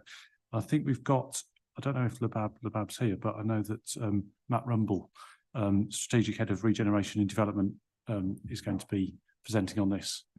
Thank you, Chair. Yes, Labab was due to be here, but unfortunately couldn't make it at the last minute. So I've stepped back in and refreshed my memory on the report presentation as well. So great. Unfortunately, you've got me this no. evening. So you have in the PAC a report, and I've supplemented that with a presentation that Sam's going to helpfully take you through. So I came to the former Economy and Arts and Housing, I think, PAC 2 years ago. So probably now is an ideal opportunity to revisit an update on our development programme, and in keeping with the theme around place shaping. I'm going to talk to you about a number of our development schemes, council-led development schemes that are beyond just delivering new affordable housing and market housing in infill sites, but those which bring forward a range of different uses as part of our new developments. So there are a couple that I want to focus on: White City Central, Ed City, and a couple of other sites across the borough to give you a bit of a flavour of what we're doing and perhaps how we've moved on in the last couple of years and taken some of those sites from concept design to planning applications, or actually to be on site building some of those new developments that I'll talk you through. So Sam, if you just want to flip the next slide. So I've structured this presentation around, I put 4 themes here, but I'm actually going to say there are 3 themes. So just a quick refresh on the background to the development programme. What is our development programme? How does it work? What are our core principles of it? How we shape place through our development programme, using a number of examples of our projects that are on site at the moment or in the design process. And just focus at the end on some other housing growth initiatives that aren't just about us using our land to develop new homes, but more innovative ways that we're sort of changing our approach to building our housing and community infrastructure portfolio. So hopefully, last time I probably talked for about 45 minutes. I'll try and keep it a bit shorter this time because I know you've got some other agenda items to move through. So that next one. So just a quick recap. We have 22 schemes in our development programme. The majority of those schemes are actually council-led schemes. And what I mean by council-led schemes is that's where it is council-owned land. And my team are actually bringing forward the design, working with the community. We'll construct the homes, we'll hand them over, and they'll be council-owned homes. The affordable homes will be council-owned homes. The market sale homes will be sold on a leasehold basis, and the income from those sales will help fund the overall programme. So they become a self-financing scheme. So we're not relying on other subsidy from council tax money to fund them. They're funded by themselves, essentially. So they don't put any other pressure on other council resources. So those schemes also include 1,800 homes, new community schools, new community halls, play areas, and principally they are co-produced with the local community. In particular, when they're on housing land, they fall under the authority of the Defence Council Homes Policy, which dictates how we work with residents of housing estates to co-produce schemes that affect their public amenity. So the next one is, you probably can't see it very well, I'm afraid, but I can share this pack with you afterwards. But this is just a quick visual representation of the borough, and it shows a fairly even spread across the borough of where our development programs actually are. The red ones are the ones that we're doing ourselves directly, so we're acting as a developer. The green ones are where we're doing things in partnership, and that might be partnership with the private sector or with housing associations. So you probably can't see it, but the first one on the partnerships project is the Civic Campus, and that's a partnership between the local authority and A2 Dominion. The rest of them in the red are where we're leading it ourselves, either directly or in partnership, but we're taking a lead in managing those projects on site. So, and again, you probably can't see this very well either, but this is a table format of all of the schemes that we're building ourselves. So you can see on the top one, it splits each project down by the number of homes it's delivering, the quantum of affordable, the different types of affordable housing, the market homes, and then on the far right-hand side of the table, you'll get the estimated completion of all those projects. So you can check back at the report that came to you 2 years ago, and you can see how we've made progress from over the last 2 years in terms of moving those projects on. So in summary, it's 1,811 homes. In total, 65% of those homes are affordable. Now, if you look at a planning policy basis, the planning policy is 50% affordable. So our programme actually over-delivers on affordable housing. We can do that because we're not a private developer, so we don't need to take profit out of our schemes. Any surplus is reinvested in increasing the amount of affordable housing rather than develop a profit. 39% of all our homes are genuinely affordable. And on the next slide, I'll define the difference between affordable and genuinely affordable.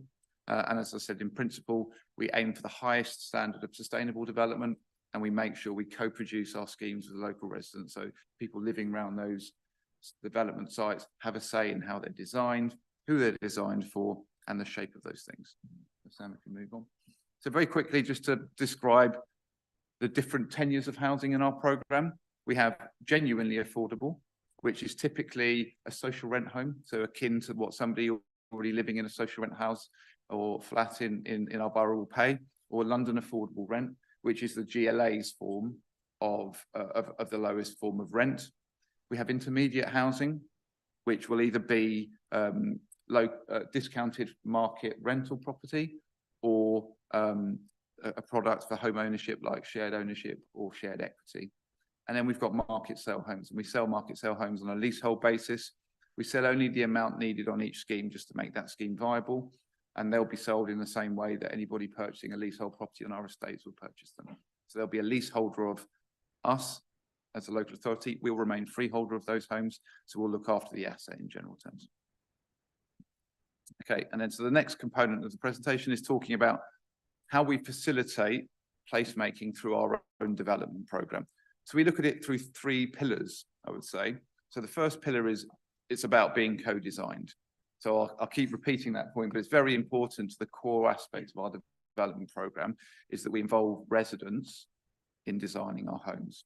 So people who live around the periphery of those development sites, if they're on estates, there'll be areas that perhaps have been previously used for parking or garages or are underused buildings.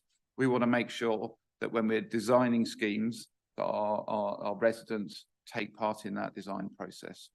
The second element to it is that it's inclusive. So we're delivering affordable homes to make sure our communities are inclusive and diverse. We build new community infrastructure. That could be community halls, new schools, new affordable workspaces that enable everybody from different mixed communities in the borough to flourish in our new developments. And then the third pillar is they need to be sustainable.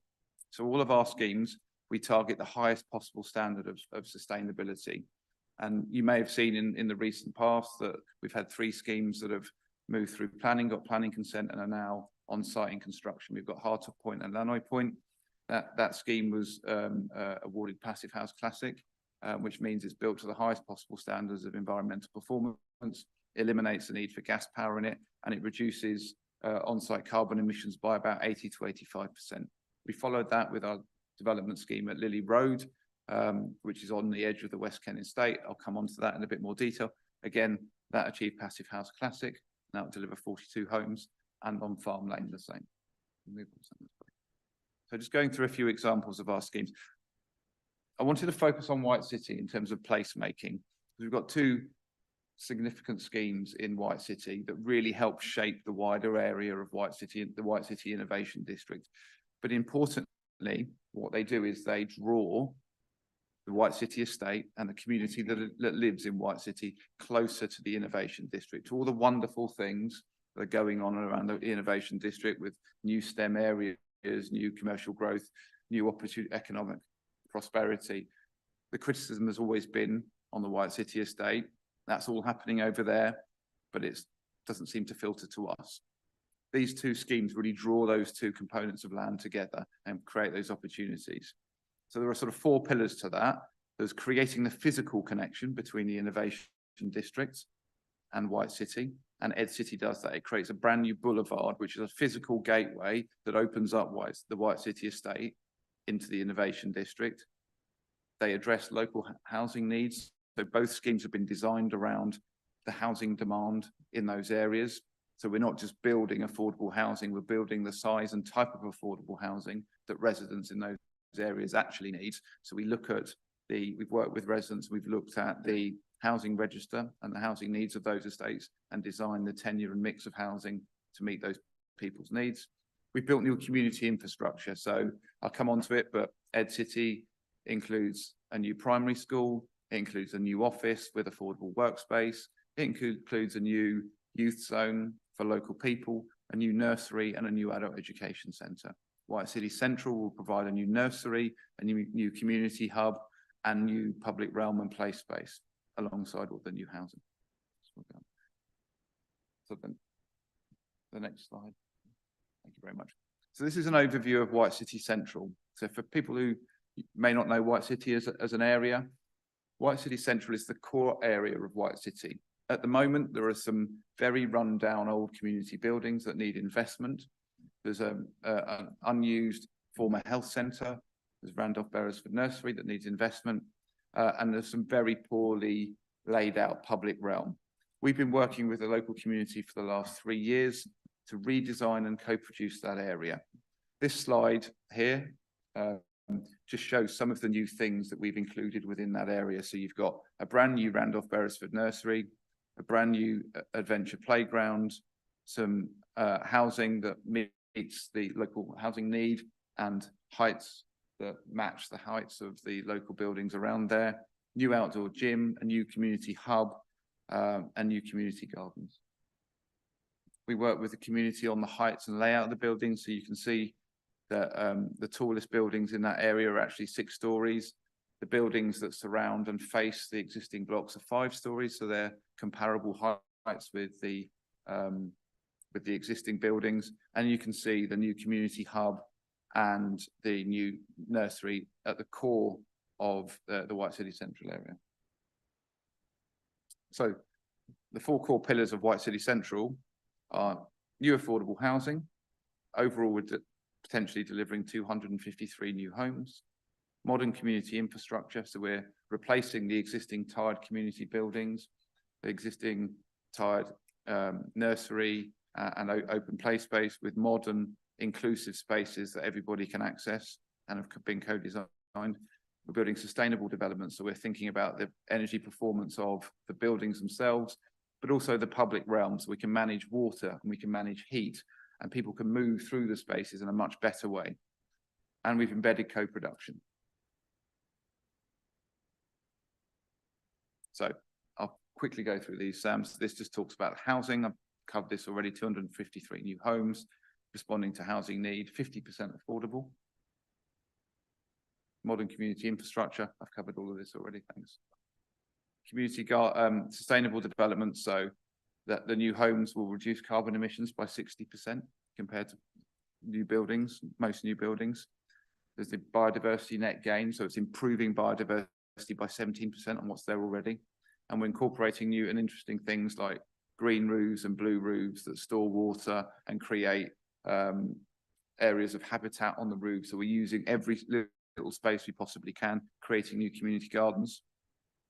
And then the main focus of the White City Central is how we've embedded co-production and work with the local community. So we've had over 50 public consultation events. We've had 1,200 local people take part in our exhibitions and actually challenge us on design and what they want to see. We've made numerous changes over the course of 3 years, responding to local need and demand and ideas that people have come up with. And we're continuing that. So it doesn't just stop once we finish the design process. Residents will work with us to select a contractor. They'll work with us to manage that contractor on site to make sure that the contractor's responsive to the local needs, isn't causing problems, and will rectify any issues. So Ed City sits alongside this. Ed City we see as the gateway site between the White City Innovation District and the White City Estate. This is just a quick map to show where it is. So Ed City, when I last spoke to you, was probably just about starting. It's in 2 phases. And this year we've taken the first phase of development. So we're starting to see our development program ripen into new assets that the council will own. We've got a brand new primary school with Arc Swift. We've got a new youth zone that's opening later this year. In February of this year, we took delivery of 24 new affordable homes, and residents are currently moving in as we speak. And the new office building is likely to open in the next couple of weeks. Phase 2 is already underway. And this is where the council gets most of its investment back. So we get 108 new affordable homes from this. That'll be a mix of London affordable rent and some shared ownership for people in the local area. Our new adult education hub will open. So we'll have one in White City to complement the one we've got at the Math Best Centre already. And that'll be designed around a program and a syllabus that's more in keeping with the local areas, so much more online, creative activity, whereas the one in Macbeth Centre is much more about doing and physical skill sets. And then there's a 75 space new nursery that's built as part of the Ed City space. So again, this is just the overall timings. So phase 1 started in October 2022. Phase 2 started in October 2023. Just last month, phase 1 completed for the council in terms of the new homes. And in November, all of the development will be complete. The next one is Old Laundry Yard. So Old Laundry Yard sits right next to Shepherd's Bush Market, and the council owns some land next to Shepherd's Bush Market known as the Old Laundry Yard. And we've been working with the developer U Capital on an innovative way of turning our land into new affordable housing through essentially a land swap. So this is a different model where the council doesn't put its capital at risk. What's happened is we're exchanging a small parcel of land, and in return, the developer is building new affordable housing for the council, which means it can be 100% affordable. We don't need to actually build market sale homes to create new affordable housing.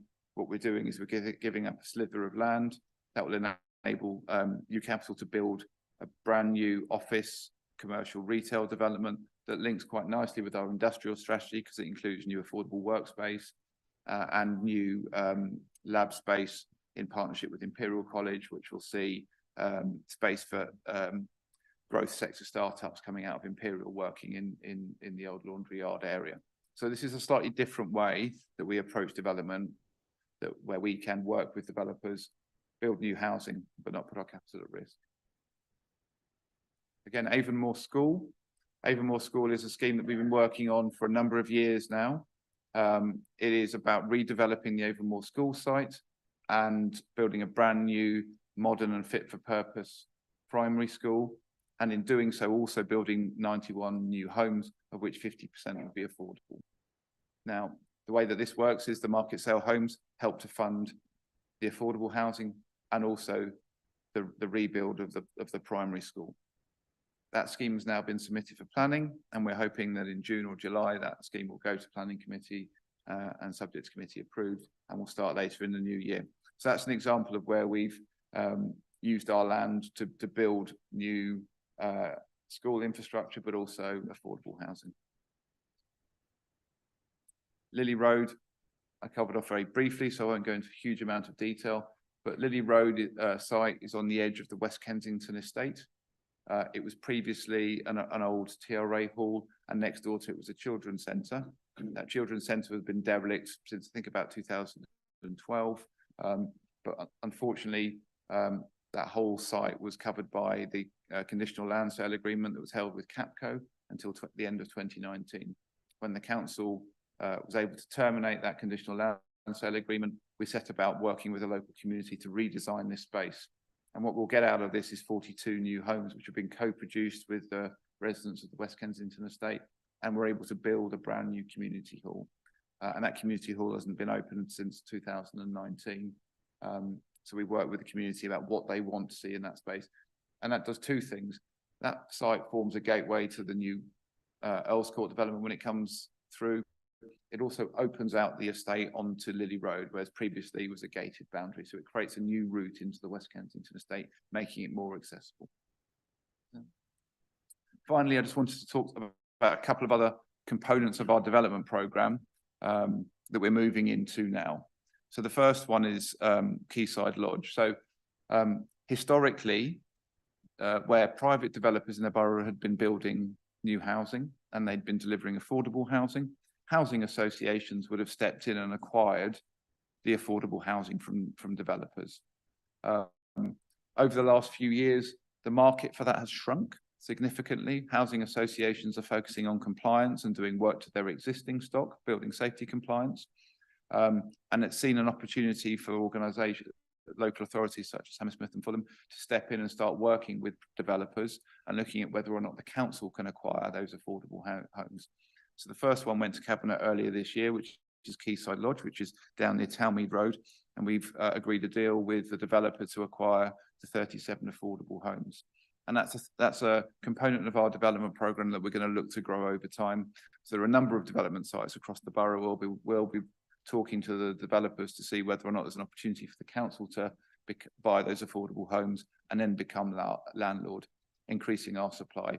And that changes it slightly in that the developer will build it, take the risk through building, and we'll come along towards the end and decide whether or not we want to buy those assets. So it's just another string in our bow in terms of delivering affordable housing.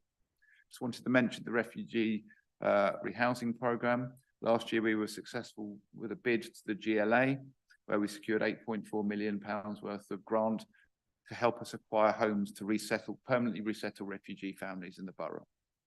We were able to supplement that with about £1 million more from central government, and we've already managed to purchase 5 family homes to permanently resettle Ukrainian or Afghan refugee families in the borough.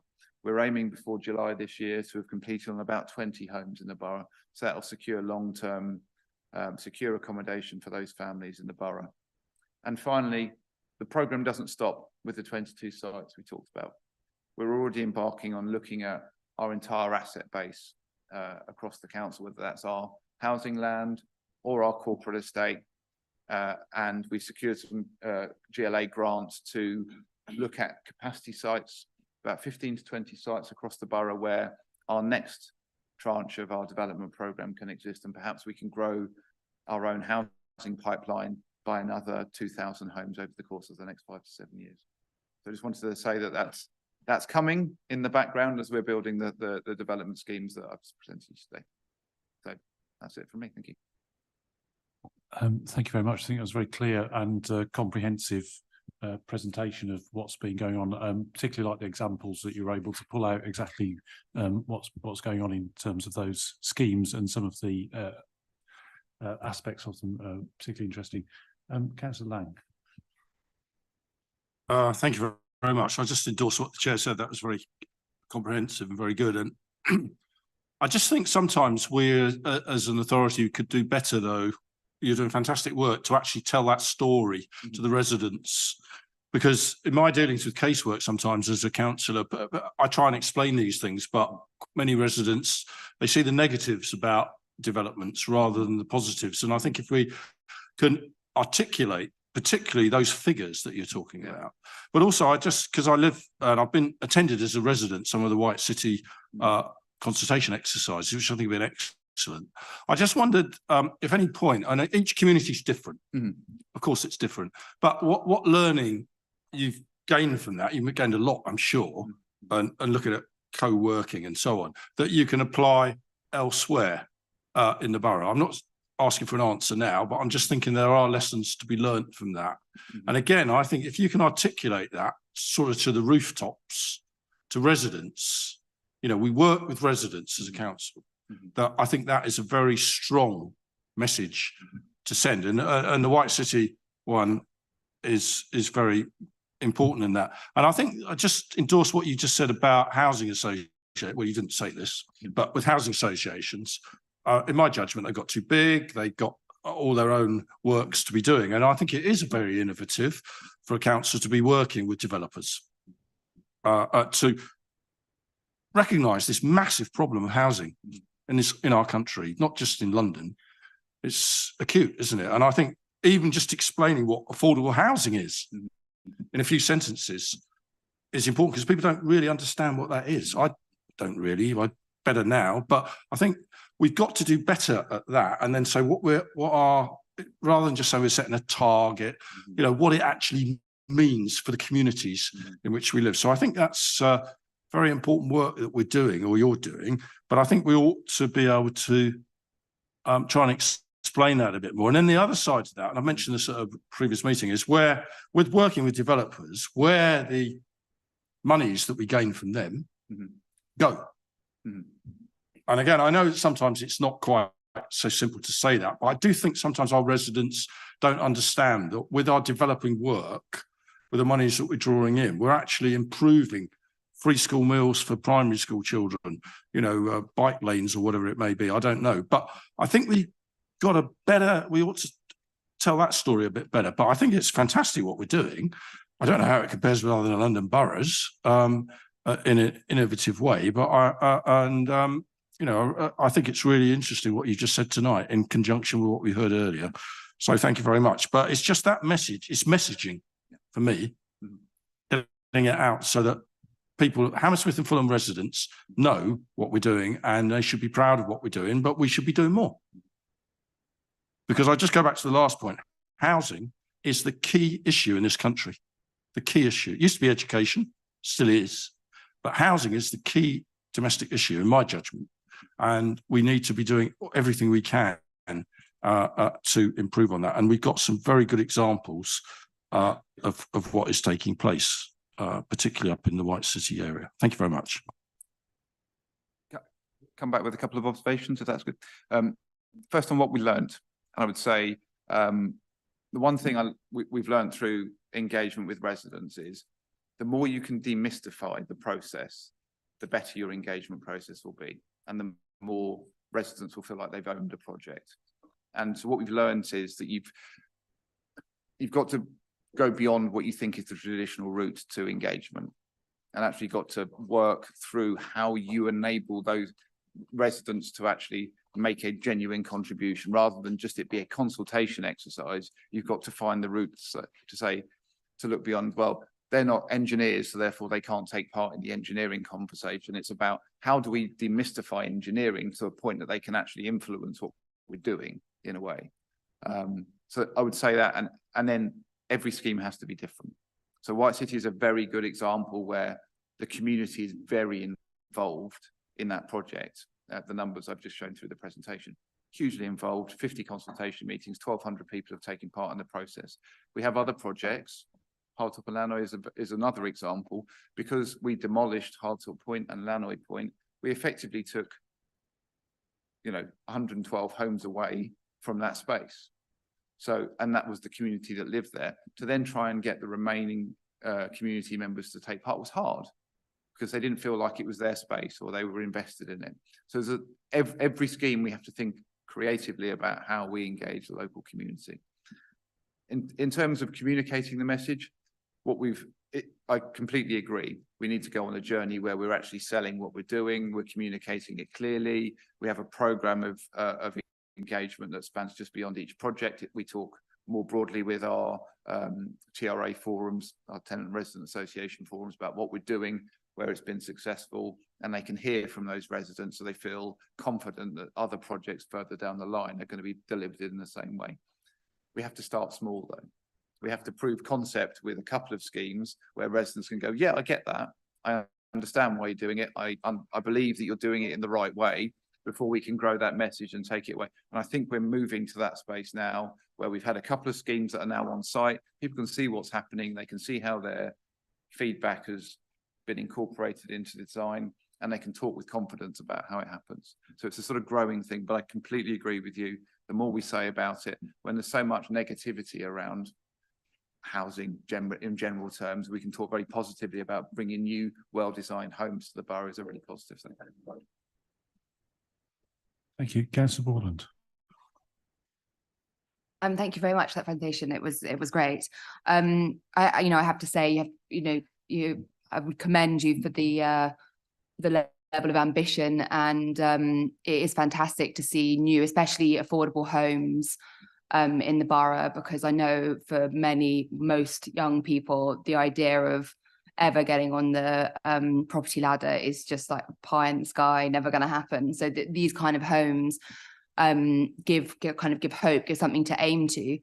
I suppose one thing I would say is that you discussed that the housing associations are focusing on maintaining the stock they already have.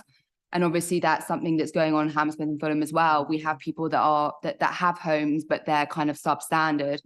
So whilst we're bringing on these new, shiny, passive and ecological, all of these things, I suppose I would also say that we really need to focus on making sure, I get regular casework of people, with leaks, mold, etc. So that would be a point that I would make. And also just thinking really far in the future, when we look at these buildings and building council freeholds where you're going to have leasehold, which is one of the other things we get a lot of casework, I'm sure all my colleagues do, is leaseholder bills. They get these huge bills that come out, and these look like beautiful buildings, but they look expensive. And so just thinking down the line, I hope that we can maybe keep that in the forefront of when we're designing buildings, that leaseholders don't get these huge bills that they would never, can't pay. But thank you very much. It's a fantastic presentation. Thank you. Thank you. I understand that, and we do from a very early stage look at the life cycle costs of our assets to make sure we're building things that are built to last and don't need substantial investment in the future. I mean, every building will need maintenance to keep it up, and that will attract recharges to leaseholders. But the aim is to make sure we minimise that as much as possible. So we don't do what other private developers will do. So there won't be other things included in our developments that they will pay for that they perhaps won't use. You know, you might see cinemas or luxury gyms. Those things don't exist. That's a choice that our residents can make outside of their accommodation. And just on the point around investment in housing, absolutely, it's one of the things that I know our housing department are focusing on at the moment. So alongside all of our new development programme, there's a big piece of work at the moment ongoing where we're assessing all of our housing stock. We're doing a comprehensive stock condition survey, and that will tell us the quality of all of our homes in the borough. And that work has been ongoing for a couple of years and it's coming to a conclusion. And that will really help us set the blueprint for where we invest and how we invest in our stock in the future in a data-driven way. So that is also coming. Thank you, Councillor Patel. Thank you, Chair. These projects are supposed to be self-financing, I believe. So at the moment, the gross development value is 685 million. Yeah. Total construction cost of 505 million. And community infrastructure provision of 55 million. That's 1,190 million pounds. You say that these are going to be self-financing through income generated by market sale and share ownership homes. Yeah. I can't get my head around that. Can you just give some sort of time scale of when that reimbursement takes place and when do you actually claw back that investment of 1,190 million pounds? How long it will take to get that money back? So those are two separate figures. The gross development value is the overall value of the new assets that are built, and to deliver those assets, it's the cost of construction and community infrastructure. So they're not added together. The gross value is the overall value. The cost of building those is those other two figures. But on a scheme itself, relatively simply explained, we will borrow to build homes. So we'll borrow and we'll use that money to design the new homes, to fund construction of the new homes when they're built. Once they're built, the sale of the leasehold properties will go back in and pay off some of that debt, the majority of that debt. The sale of the share of shared ownership properties will come back and pay off some of that debt. And any residual debt gets paid off by the rent that is collected over a course of sometimes it's up to 20 years of those homes. And that the rent is netted off against the cost of management and maintenance. So that's how it works. It's a long-term model, a bit like a mortgage. So we've got the balance of the debt, which is serviced initially by the income from sales, and then in the long term from the income from rent. So they're self-financed by each of those schemes. Just thinking it out loud, that is a long-term project indeed, 20 years, I think you said. Is there any way in which can that be that process can be put forward in the such as in the private sector? In the private sector, where you have a development due to start, most of the plots have already been sold in advance. You know, they've actually collected the money. The only thing they have to deliver is the project in due course or at projected timelines. Can that? Do you think that could work in the public sector as well? Some of those homes will be sold off plan. Typically, they're sold to overseas investors, and they'll be 10% of the cost, and then the rest will be sold on completion. The rest of the money will come in on completion. If we were to rely solely on financing our schemes through sales receipts, that would mean we would build fewer affordable homes. By using the rent to pay down the residual debt, it means we can build more affordable homes. And that's quite a typical model of looking at a long-term cash flow across your business plan. If it takes us 20 years to repay the debt on the buildings, the life cycle of those buildings could be 100 years. So for the remaining 80 years, that's an income that can service the HRA, can help us invest in our existing stock, or even borrow to build new stock. So it's the right model for us because we retain ownership of the rented homes, whereas a private developer will sell off the private homes and then sell off to another housing association or local authority the affordable homes in that scheme, but we keep ours.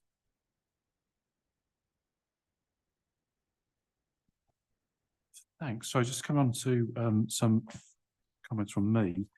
Thank you again for the report. I thought it was very comprehensive. I particularly so a lot of the information, in fact, across all of the reports tonight, I think has been very useful and really gives a picture of what's going on. I think particularly the table in Annex 1, which gives a very clear picture of the number of actual homes in each scheme, their tenure in terms of affordable versus market, and the sort of completion dates are very interesting to look at. And clearly there's a lot of stuff that's going to be completed in the next 2 to 3 years, which is well, very exciting in terms of getting those homes actually built and on stream. I should say, in terms of creating diverse and happy communities, I went to I think it was titled the grand opening of the White City Youth Zone yesterday afternoon, which did have that feel to it. It was absolutely rammed, in fact, with people experiencing what that is going to bring. So having attended that, I'm very hopeful that that will be the outcome. So yeah, we certainly hope that works well. I think, and maybe this is more a comment than a question, in terms of sort of sustainability and the passive house and everything else, the sort of environmental benefits of some of the building, you might be able to say something about that now, but I think we'll be interested in, over the course of time, whether we can sort of articulate what those benefits are in terms of the carbon reduction and perhaps presumably reductions in people's energy bills and the like, because of the way that those homes are constructed. And the more that we can get a sense of how that's being achieved, sort of being achieved, the more real I think it will become to all of us in terms of what does it actually mean to build to that standard, and what, because those are sort of actual genuine benefits, which may be doing some of the saving to leaseholders or people who are living in them that we'd want to see. So it's 2 comments. The third comment I think is in terms of the Ed City, and obviously that's coming, I mean, that's sort of like up now because obviously that's in the same area of White City. Clearly people will hopefully be moving in there before too long, or next year or so. I mean, to what extent have you built some more family accommodation there? Because clearly sort of 3-bed properties are a bit rarer than would be ideal across the borough. But clearly there are families who are always looking to move into that sort of stuff. And I wonder to what extent there was more of that in, well, across all of these things, but taking Ed City and White City Central as examples. Absolutely. I mean, in response to your comment on sustainability, recently did a presentation to the Housing and Homelessness PAC, focused very specifically on the environmental performance of our development and how we deliver that through good design, and what that actually means in terms of practice, and the benefits of local residents. More than happy to come back to a future PAC meeting and do a similar presentation and talk you through some of the schemes that actually show how that materializes on site. But fairly simply, we measure the carbon reduction against a house building standard in 2013. And so we look at carbon reduction against Part L. So what we'll see typically in some of our schemes is we're reducing carbon emissions in some of our schemes by about 84% compared to the building standard in 2013. What that means in practice in some of our projects is that we'll see between a sort of 50 and 65% reduction in energy bills for those residents living there, which at a time when energy bills are, they're coming down slightly now, but 18 months ago, 12 months ago, they were their highest in living memory, weren't they? So that has a significant impact on the cost of living of people who will move into those homes, because it would be very cheap for them to run, because effectively they're run by a combination of an air source heat pump, which is like a reverse air conditioning unit, and some photovoltaic solar panels powering some of the communal energy and some of the flat energy, and then very thermally efficient buildings. So the design of passive houses to create very thermally efficient buildings and to passively heat and cool those buildings, so we don't require a huge amount of energy. Happy to come and do a more, because we're probably moving on time-wise, but do a presentation on that. Family housing strategy, absolutely, it's something that's emerging, and it's something we're looking to address through our development program.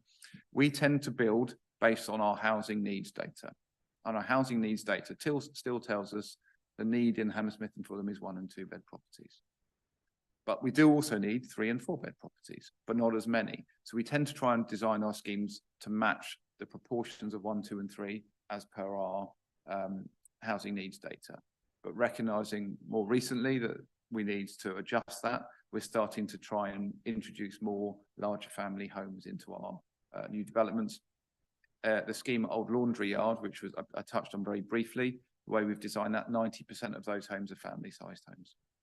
And that's a flatted development, but the majority are either 2-bed, 4-person, so that could be parents with 2 children living there, or up 3-bed, 5, 3-bed, 6-person homes. So they're genuinely family-sized homes that we're starting to build. So we're starting to shift that balance slightly to increase family homes.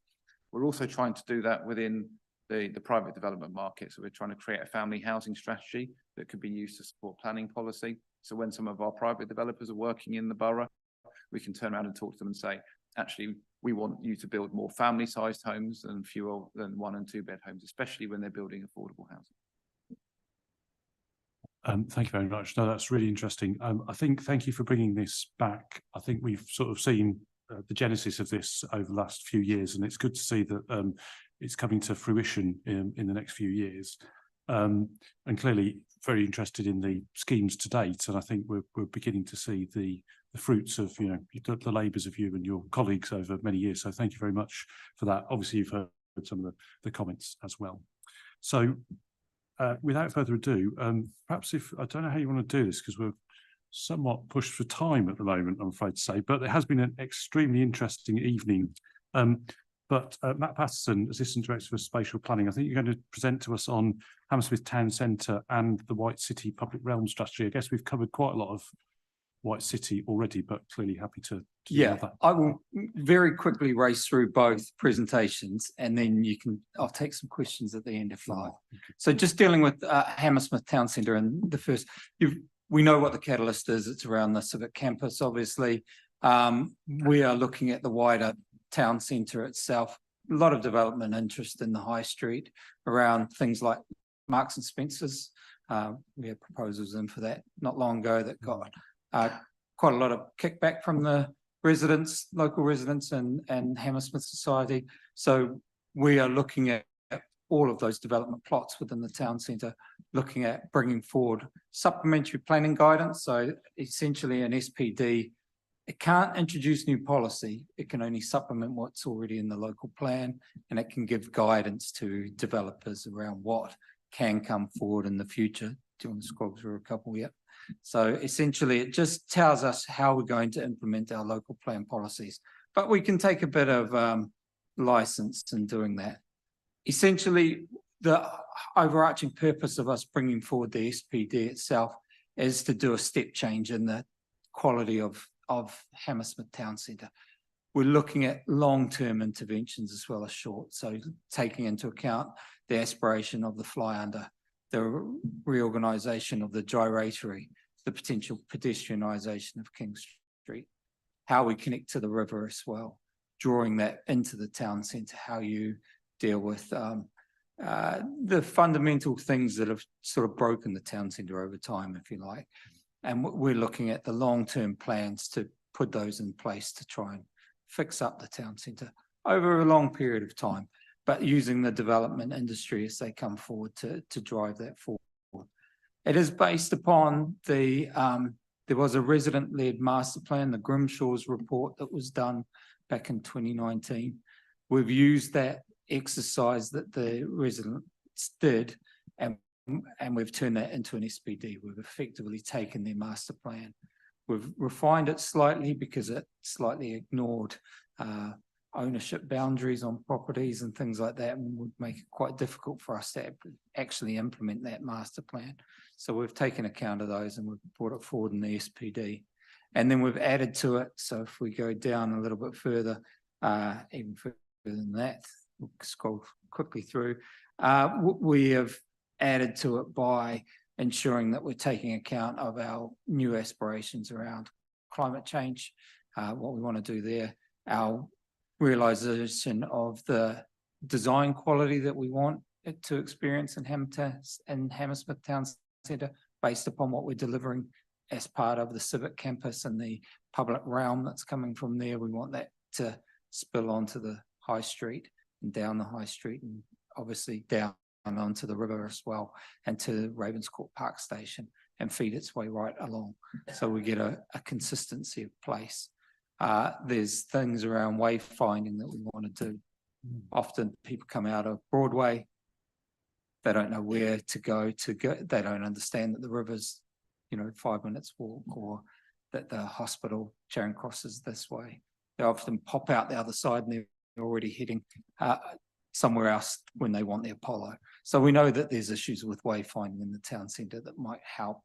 And part of that is improving accessibility throughout the town centre. So that's a key driver in what we wanted to do. And what we, as Nikki and others have talked about, it's also about placemaking down King Street as well, looking at what's happening with Lyric, but whether we can create other little pocket parks along there. It's heavily dominated by vehicle, has been in the past. But if we can work with the likes of IKEA and things to do more in front of those spaces, create a little bit of breakout space in Bridge Street. We're looking at those sort of longer term interventions. We're looking at a green line, using the disused railway line as well. So some really long-term innovative thinking for the town centre to rejuvenate the area as a whole. Essentially, we went out to consultation on the SPD.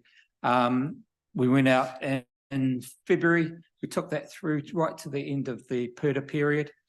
We've received quite a lot of comments back from the residents and amenity groups, and we're just taking those on board now. We'll see what changes we need to make to the SPD to take those comments into account, and then we'll take that back through an internal member cycle, and we'll do some further engagement before it goes formally to Cabinet for adoption.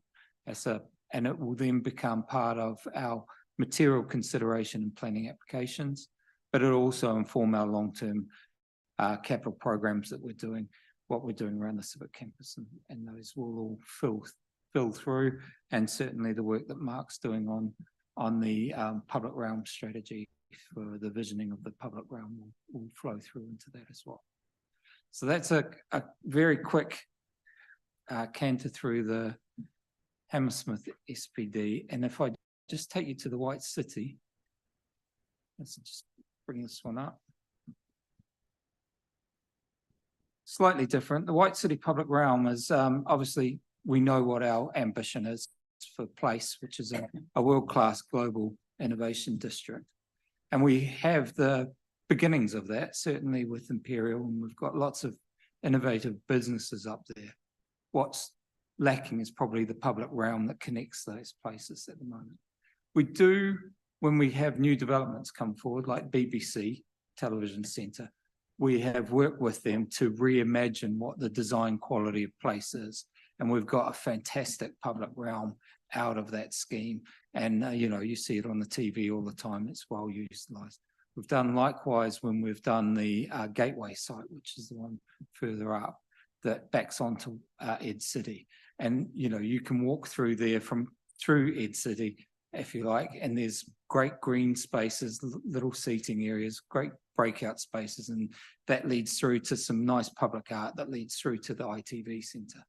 That they are very engaging spaces throughout. But what we don't have is an overarching strategy for how you provide a coherent public realm strategy for all of the innovation district. That includes not just the bits either side of Wood Lane, but actually the estates as well. So it's looking at those too. So if we just scroll quickly through, we have appointed LDA Design to lead on that for us. We have partners in NHS Trust with Hammersmith Hospital and with Imperial as well. We partnered with them primarily because they are long landowners. They're not developers, they're landowners. They have a long-term vested interest in the public realm and share our aspirations. So they're a good partner with us. Our stage one report, we did a hell of a lot of thinking about and gathering baseline information about how people use the spaces, what their perceptions of the public realm are. We did a huge leaflet drop. We did in-person sessions. We did some targeted sessions with youth and with local businesses as well. And we did some online engagement. Keep scrolling through. And they've completed their stage one report. In essence, LDA have identified, as well as some overarching principles around urban realm, within there, they've identified, if you scroll through, 28 odd projects or interventions, primarily based around the actual innovation district in White City, but it bleeds down into Shepherd's Bush. And also part of their commission was to look at the wider connectivity up to HS2 station and down into Hammersmith Town Centre to ensure we get this connectivity of link between our key kind of employment hubs as you go up and that transport network. But their focus will be on, in terms of the public realm strategy, is literally White City, but they identify the need to look at enhancements in the wider surround. As part of the strategy, if you scroll through one more, we got them to, of the long list of 28, we wanted to pull out 6 projects, if you like, so they could work them up as a concept and give us a visual representation and illustration of what the design quality was, so that when we go and talk to new development, new proponents of schemes up there, we can tell them what that design quality aspiration is. So we got 2 large projects, 2 medium and 2 small. The 2 large are based around, one's the Westway, which is particularly not pleasant in terms of its connectivity of it severs our innovation district quite significantly between what's happening up on the northern campus for Imperial, but also the hospital site and the NHS Trust. And from what we will do at Linford Christie as well, it severs that from the rest of the innovation district just because how it is. We need to look at ways of improving the feel and connectivity between the two. It's nothing we can do about the Westway itself, but what we can do with the environment in between. The other is Shepherd's Bush. We've talked about Shepherd's Bush Green, and I'll come on to a very short slides on it shortly. The other 2 are just more the medium-sized ones. One is looking at the link between Imperial College and the hospital site along Duquesne Road. There is a lot of knowledge transfer between those 2 sites and a lot of actual physical transfer as well. We have lots of people moving between them. The science labs at Imperial work with the NHS Trust and they work collaboratively, but the actual physical link between the 2 is particularly poor. So we need to look at how we'll enhance that as a key priority. And then at the back of Wood Lane Estate is a nice green area, and we want to do a improved linear park along there. It sort of takes its cues from what we've done already in the Gateway site, which is the one that links through to Ed City, and it brings that quality of urban realm into the estate itself, and will start to bleed through. We've got further funding from the White City Living site, which is the old M&S site across the way, to do some further public realm enhancements within the estate itself. And that's being led by the estates team, and we will do some good stuff. But this is just a way of how we can make that link and that betterment to the whole of the White City Innovation District and really start to tie those estates in as being key to that innovation district, not a separate entity in its own. And then the last 2, obviously Matt's talked about White City Central. So we took the opportunity to look at the wider White City estate and what physical improvements we could make through the public realm interventions there, ensuring actually by the time he's finished doing that central bit, that we have actually then linked it through to Ed City and to the other innovation district.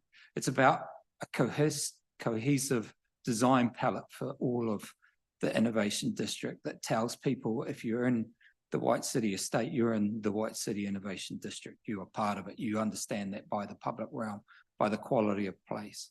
So that's what that public realm strategy does. If you scroll through, I'll just take you very, very quickly. So we're getting endorsement to those projects now from the relevant portfolio holders, because it involves obviously council-owned land in terms of housing estates, but also public realm, which is council holder. and then obviously Jones in terms of the planning portfolio. But then we hope to take those forward. But in particular, we're going to advance the Shepherd's Bush one because we'll come on to that now. We are putting forward a bid in May for GLA Civic Partnership funding for £2 million. We've done with LDA, if you scroll through, Sam. Obviously, we know the issues with Shepherd's Bush Green, in particular, it's severance from anywhere because of the 3 lanes of traffic that pretty much encase it.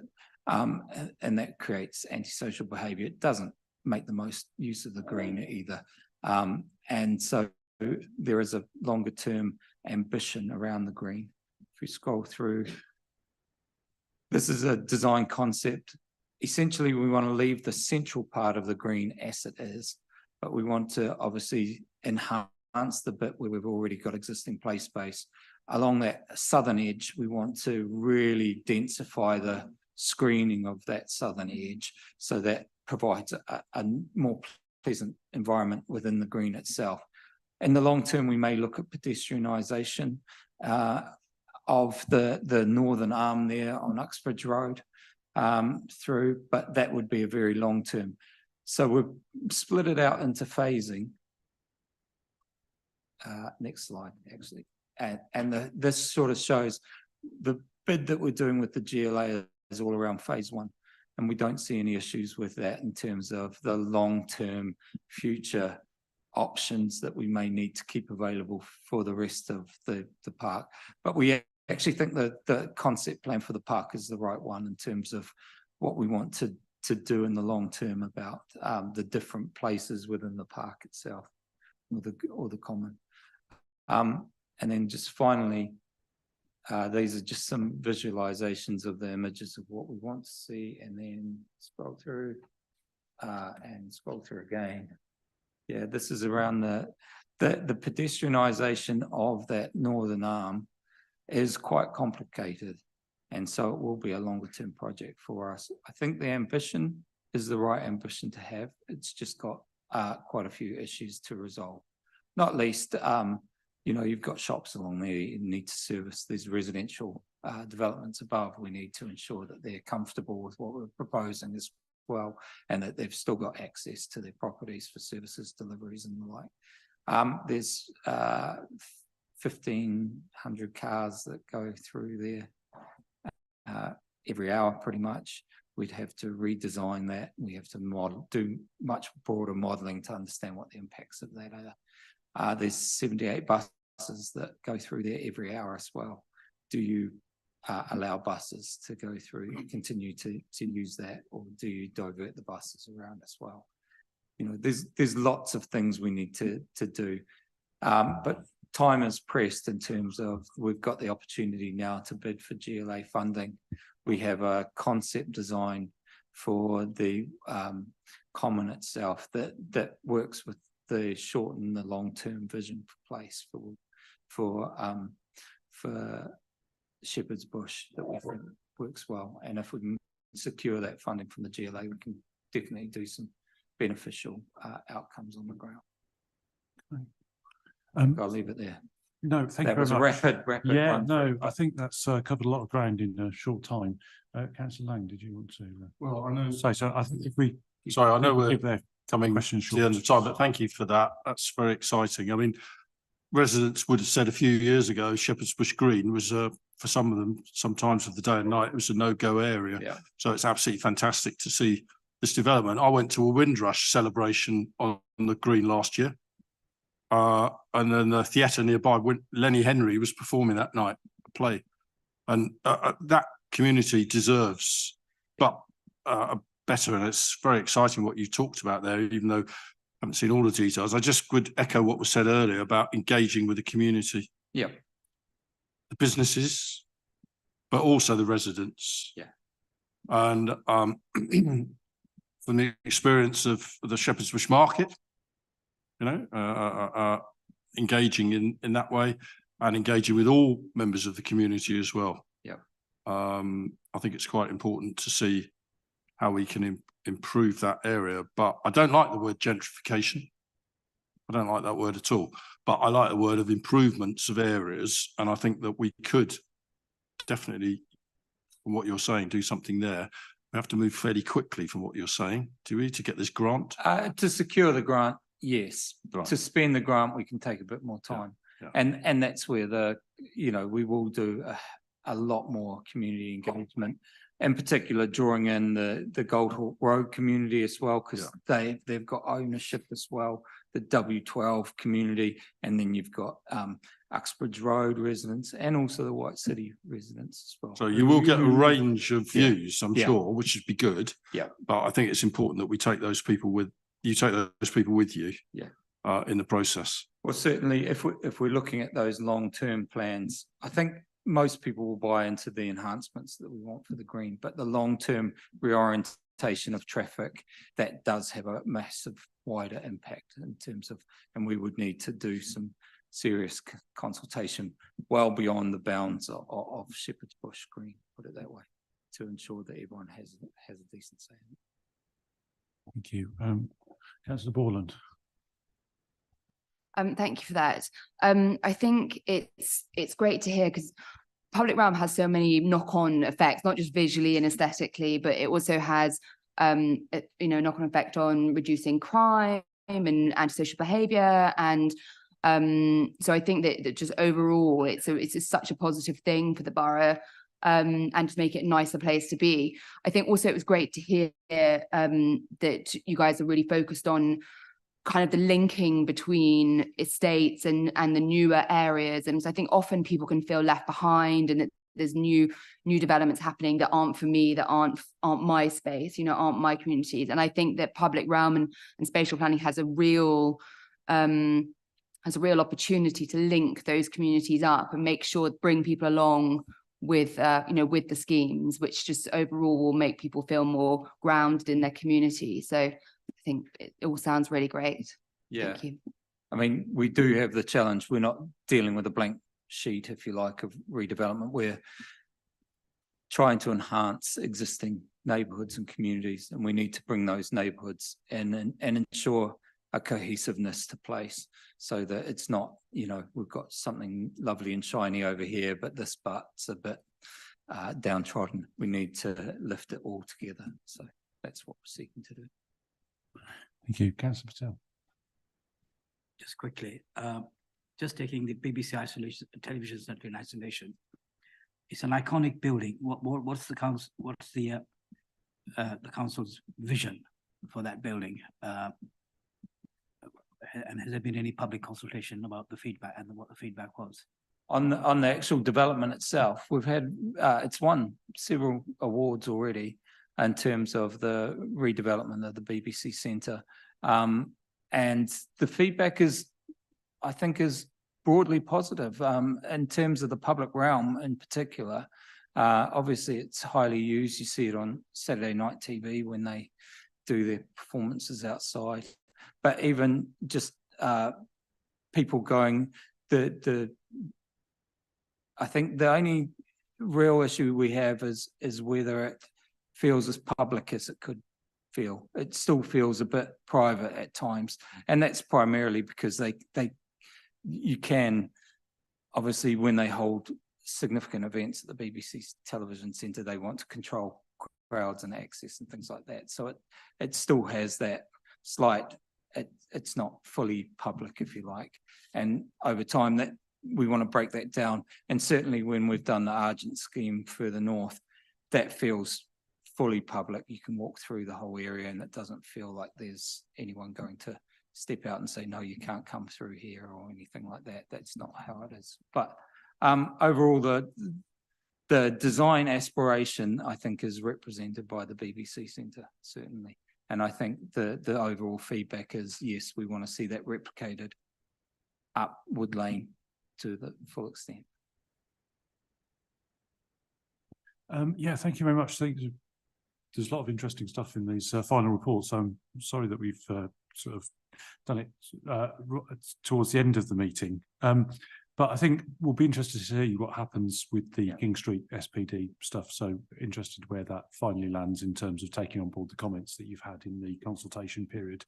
I think also we'll be interested in how do you develop, obviously there's several developments here. I mean, the sort of 6 examples that you gave, which presumably you're sort of, as you suggested, working up, we'll be interested to see sort of, presumably there'll be some further consultation Yes. on those. But and I think the example of Shepherd's Bush Green is particularly interesting in terms of how that is likely to develop over the course of time. I mean, what's the sort of timescale for those sort of various projects?